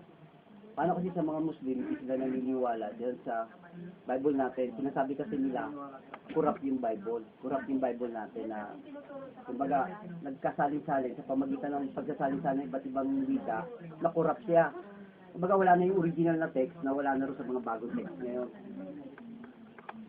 Sa akin naman, nakatiran ko, being a Christian, dapat yung ipagtanggol natin ang ating faith na hindi na lang tayo tikibo ng gano'n. Paano kasi, pag ipinagtanggol natin ang faith natin sa mga ganitong taong hindi na naniniwala sa Panginoong Hesus, hindi sila naniniwala. Ibig sabihin, pag hindi pinagtanggol, hindi mo na-share yung goodness of God sa kanila. Pag ipinagtanggol mo, in a good way, hindi yung para ka nakipagtalo na, tama kung pinaniwala ako, hindi gano'n. Yung in a good way ba, na parang nasa na rin yung kababaan loob, humbleness, pinaliliwanag mo sa kanila through humbleness, yung kabutihan ng Diyos. Diba? With love. Bali, kumbaga, ipagtanggol mo na yung faith mo, at the same time, nakapag-share ka pa sa kanila. Ngayon sabi ng Pakistano na, kasama ako sa trabaho. Bali, ganito nga, no? Sabi niya, corrupted yung Bible nyo. Sabi ko, corrupted yung Bible. Ang katiran ko naman, sabi ko, sige, sinasabi ng marami, hindi ko sinabi na siya. Hindi ko tinukol. Paano kasi kukondem ko siya? Ibig sabihin, sinabi ko, pakalahatan. Sabi ko ngayon, sige, sinasabi ng marami. Sinasabi ng marami na corrupted ang pinaniniwala akong Bible. Ngayon, ito naman ay tatanong ko sa iyo. Sabi ko, ngayon ito na may tatanong ko sa iyo, paano may paliliwanag na yung murderer, drug addict, adulterer, drunkard, nung mabasa itong Bible na sinasabi na ito na corrupted, at sinabuhay nila ang nakasulat dito, nabago yung buhay nila. Naging good father sila, good husband, di ba? Good daughter, good brother. Paano mo paliliwanag sa akin kung corrupted itong Bible na? Hindi siya nakasubo. Ano pa ang ilalaban? Di ba sabi nga, if God is with you, who is against you, di ba? If God is with you, who is against you? Katulad kanina, si-share ko rin. Papunta ko rito, hinihintay ko si Pastor rin doon sa hintay namin ng bus. Ay tayo na sasakay papunta rito. Ngayon may 3 Pakistani na driver doon sa lugar na yon. Sabi sa akin ng Pakistan, yung isang driver, 3 sila nakapalibot sa akin. Hinihintay ko si Pastor rin. Sabi ng Pakistan, bakit wala kang ngipin? Sabi sa akin, wala kang ngipin. Kahit yung kasamahan ko, kahit yung kontraktor namin sa planta, sabi gano'n, ba't wala kang ngipin? At sagot ko sa kanya, kahit yung kontraktor sa kumpanya namin at yung kanilang driver, at sinagot ko sa kanila, sabi ko, Kako, it's not important what is outside of my physical body, what is important is inside your heart. Sabi ko sa kanya, kumbaga nasira ko pa siya, in a good way, di ba? Humbleness na roon. Ngayon, sabi niya, paano mo, ikaw ba ay good or bad? Tinanong niya ako ulit, ikaw ba ay good or bad? Sinagot ko sa sabi ko, only God knows. Tumahimik siya. Ano kasi, at alam ko na naroon yung Spirit of God, pag nagsalita tayo, alam natin na, kumbaga naroon yung Spirit of Diyos, although na hindi tayo nagpo-quote sa Bible, di ba? Pero naroon yung Spirit of God, madadala natin sila. Oo, bibigyan ka ng wisdom ng Panginoon. No need to debate. Oo, no need to debate. Bro, na kailangan. Show your life. Ang gospel natin, the Bible, for them as, for example, Muslims, ang ating Bible is closed book for them. They doesn't understand what they are doing. What we're gonna do in our life is continue our life to shine. Para doon nila nakikita na ganun pala mga believers. Kasi even babasahin natin ito sa harapan nila, they don't understand. As long as God does not open their mind, they will not understand. Sino to? So So, anyway, Anong pinasa mo? may tuli o wala tuli, may ngipin o wala. Yes, amen. Amen. It doesn't matter how you look like. No money without money, walang paa, may paa. Hindi naman natanggap mo. God loves us so much. Jesus Christ, we are going to the Father. So the most important thing that we have to love one another and support each other and share each other's body. Diba? Maging masaya si Lord pag tayo nagkaka-unite. Kasi the Father, the Son, and the Holy Spirit are united with each other. So we have to be united as God's children. Yung debate ng ibang ng yung mga Muslim at saka Pilipino na ibig sabihin tawag doon mga Muslim apologetic tapos yung iba mga Christian apologetic. Ibig sabihin nagdi-debate sila about religion. Ngayon pag pinanood mo yung debate na yun, makikita ninyo na the Bible itself can defend itself. Nadidepende niya yung sarili niya. Makikita mo talaga. Meron doon mga Muslim na nakipag-debate rin sa mga Kristiyano. Anong nangyari? Yung mga Muslim na nakipag-debate na yun, nakukulot sa Kristyanismo. Paano kasi sabi nila, the Bible itself can defend itself. Hindi mo, kahit pagbalik-baliktarin mo, hindi mo mababaliktad. Kasi it can defend itself. Kahit saan mo daling-daling. Kaya tama yung pinaniniwalaan. Kaya nga sa ano naman, wala ba kalapit sa anak? No one comes to the Son except the Father calls him to go to Jesus Christ. Hindi, pero mapapansinin nyo ngayon. Noong mga panahon na yun, mga 1980s, mapapansinin nyo. Kristiyano sa Kristiyano, mga nagdidebate, Pero ngayon, may napapansin pa ba kayo ngayon, ano? Wala na. Paano kasi isa na Di ba? Nagkaisa na sila. Dati makakita ko sa Luneta, nagdidebate Kristiyano sa Kristiyano. Sa Bukid, nagdidebate Kristiyano sa Kristiyano. Pero ngayon, wala ka na makikita. Pero nagkikita ko, sa tickets na lang. Oo. Paano kasi nagbago na? Pag naging isa na yung spirito. Kasi nag-manifest na kasi yung the fruit of the Spirit. They are so fruitful.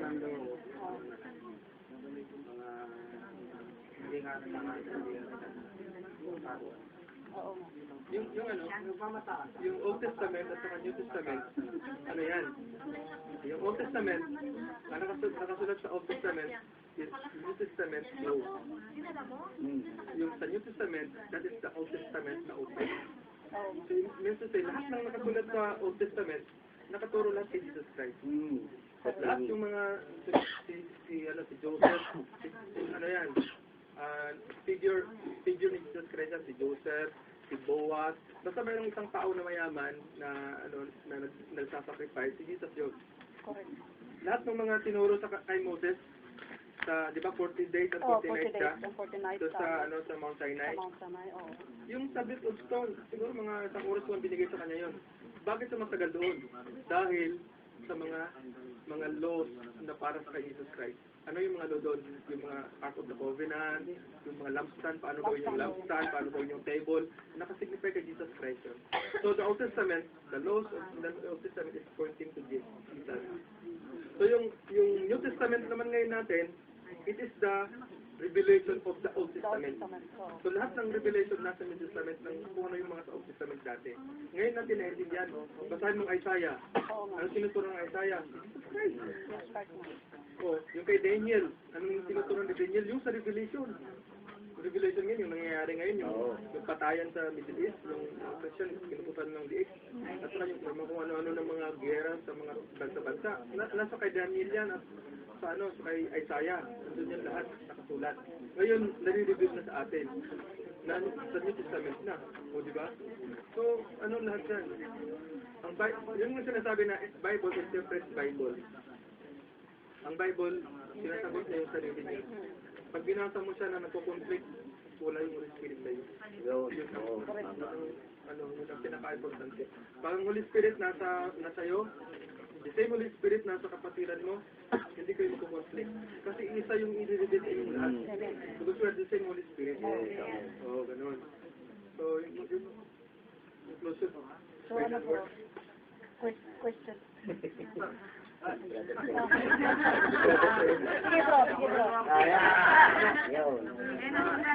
Tungkol sa...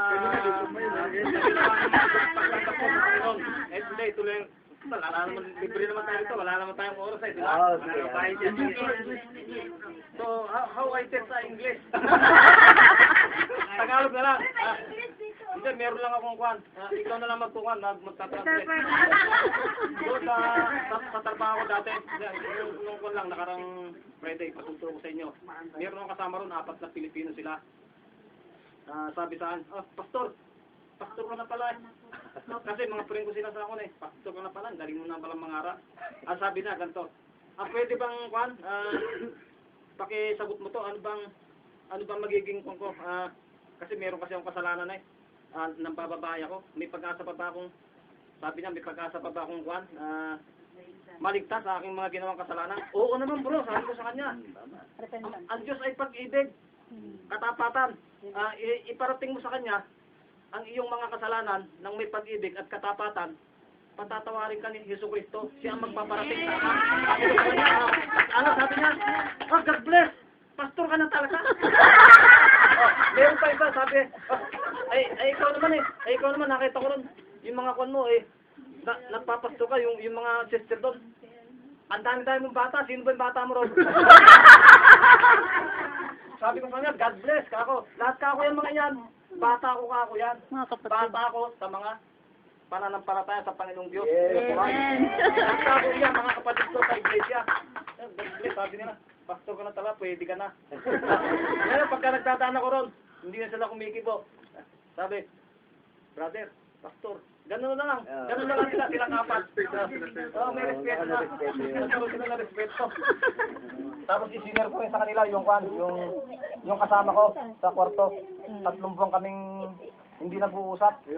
Pero nung tumanggap ako dito sa Panginoon, dito mismo sa ACM Allied Christian Ministry, nung tanggapin ko rito ang Panginoon, ipinarating ko agad sa Panginoon na, sabi ko, Lord, gusto ko pong nakiusap sa inyo na yung kakwarto ko po sa room. Ano ba yun? Tama ba yun? Yung pag-rumit ko. Lord, gusto ko po magkasundo na kaming dalawa. Alam mo, napakatalino ng Lord. Talagang napakatalino na. Napakabait ng Lord. Puno ng pag-ibig.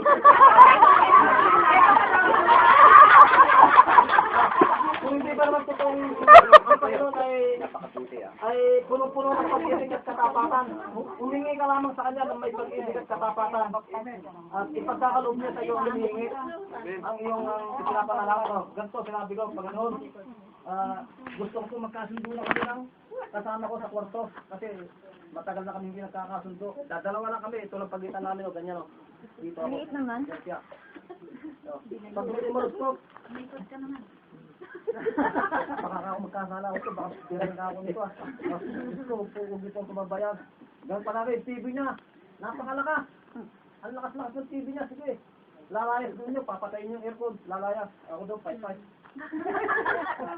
Ano ba itong TV na ito, pagkalakas-lakas, hulog. Huwag mo ako pababayag, sabi ko sa kanya. Sige, tuloy lang, sige. Pagpasok nga naman ulit. Kuha na naman ulit TV na yun. Kung ano-ano, ililipat sa Arabic. Arabic na naman siya. Yung TV niya, Arabic. Dito na. Lalayas naman ulit, ganun ulit. Ganito, nung sabi ko sa Panginoon na magkasundo na kaming dalawa. Kinabukasan, Biyernes dito ay Sabado, umuwi ako ron. Di hapon, namili ako ng palutong. Alam niyo yung palutong? Narinig niyo ba yung kwento kong yan? Yung palutong sa isang Pepsi. Palutong, yung sitaron. Yung sitaron mata. Pagdating ko, bila ako ng gano'n. Di dala-dala ko sa kwarto. Masaya-masaya ako. Ako ng soft sa to. Di nga, binuksan ko si palutong. Higa ako. Sarap na po ako. Habang nag-Facebook. Kagat din po lang. Kasi nga naramdam ko. Gumanon. May umuga. Masaya ako. Kagat ulit ako. Di ngayon, nagkagano na siya sa higaan niya. Ngayon, binuksan ko yung soft drinks. Binuksan ko yung soft drinks ngayon.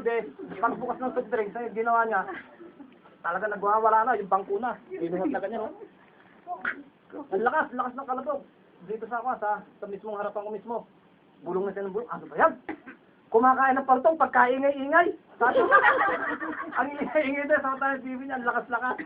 Oh. Di nga, ginawa niya, bulong ng bulong. Pumunta sa labas, binuksan yung pinto, binalibag na ako. Pak. Di talagang kwan, sabi ko sa Panginoon, ikaw na pong bahala sa akin. Oh. Dali-dali, sinugod ko siya, binuksan ko yung pinto. Sabi ko, ano ba ang problema mo sa akin? Halika, narito ka ako sa loob. Pasok ko nito, pinto ko. Anong gusto mo? Sabi niya sa akin, habang akong sasalita sa kanya, hindi mo baka ako iniisip yung ginagawa mo. Kapag tayo nagkaaway na dalawa, saan tayo pupulutin? Paano sa kampungan? Sabi ko sa kanya, may anak ka, may anak ako. Ba't ando ka akong sinasama na lubo sa akin? Gusto mo nga ako magkaayos tayong dalawa? Oh. Halika nga ako rito. Magkaayos tayong dalawa. Oh, niyapos ko siya. Halika na ako mag-iyan. Pero nagpawala sa ito. Halika ako rito.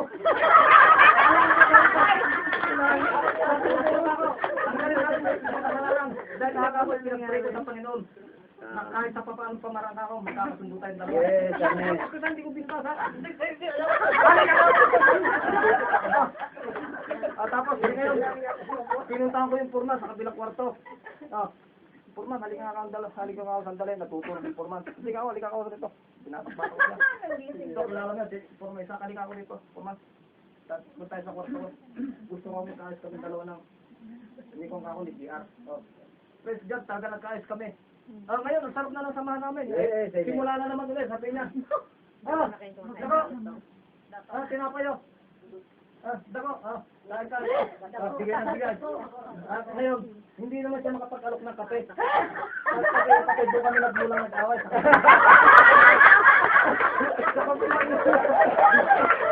Hindi naman siya.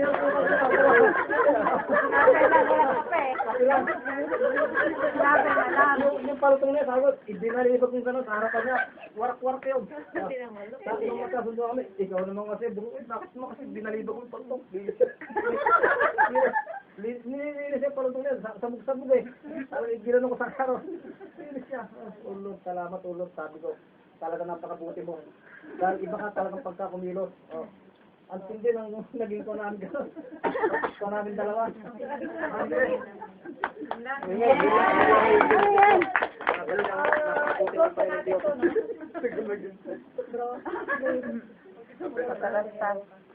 Brother Max, okay, understand? Get explanation from sister.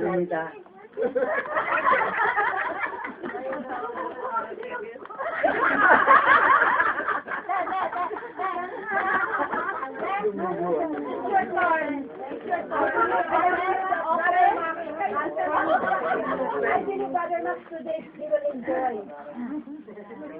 Pray na tayo mga kapatid. Kasi pag English tayo, meron din nag-attendance eh. Pray na tayo. Yes Lord, salamat Panginoon sa hapon na ito. Thank you Lord God for the sharing. Thank you Lord at nailabas po namin kung ano po yung mga nasa sa puso namin Panginoon at naisip namin Panginoon at naisip namin sa mga kapatiran Panginoon. At nawa ito Lord na pag-share namin ay makapagpalakas Panginoon sa bawat isa sa amin. Hindi po makapagbigay ng discouragement but Lord it will edify us, it will give us encouragement Panginoon at kami pong lahat Panginoon ay lalago Panginoon sa iyo Panginoon at salamat Panginoon at ginagamit mo ang bawat isa sa lahat na nandito Panginoon talaga Brother Felix Panginoon ng kanyang experience Panginoon nag-bless kami sa kanyang Panginoon salamat Lord sa kanyang buhay at Lord patuloy mo rin siyang gamitin dito sa lugar nila Panginoon kung saan man siya nakatira ngayon Panginoon Lord kahit na rin po sa kay Brother Tony sana Panginoon kinadalangin din namin na maging open Panginoon ang kanyang puso at isipan Panginoon at handa sa Panginoon na makinig sa iyo Panginoon at lalong dumikit sa iyo Panginoon bless mo siya Lord sa kanyang trabaho Panginoon Lord God na yung blessing Panginoon sa kanya ay sa umabaw dahil doon sa ginawang mangyari sa kanya Panginoon sa kanya company na promote sa Panginoon at na-expressan Panginoon gamitin mo po ito Panginoon para lalo siyang pagbalait Panginoon at Lord kung ano man yung kanyang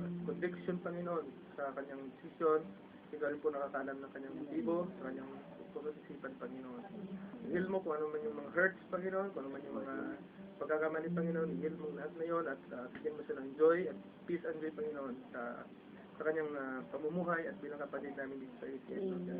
Lord, salamat kahit na mag-edit muna sa pag-gamit ko sa kanya ngayon at maraming mga bagay na-learn, Panginoon. Lord, tulungan mo na patuloy mo gamitin, Panginoon, ang kanyang buhay sa pagtuturo, Panginoon. At kahit na sa lahat-lahat na nandito ngayon, salamat, Lord God, sa joy, salamat, Panginoon, sa fellowship. Thank you, Lord God, sa saya, Panginoon, na nararamdaman namin habang kapiling namin, Panginoon, namin mga kapatiran. At kahit na mag-uwi yung iba, magkakahiwa-hiwalay po kami, alam namin, Panginoon, na we have the Holy Spirit who will join us, Lord God, in love. Thank you, Lord God. We want to give you back the glory and honor or lahat-lahat, Panginoon, ng pagpapala, Panginoon, ay aming pinabalik sa iyo, Panginoon. Lahat ng glory, Lord. Itong dinadalangin namin sa pangalan ni Jesus. Amen.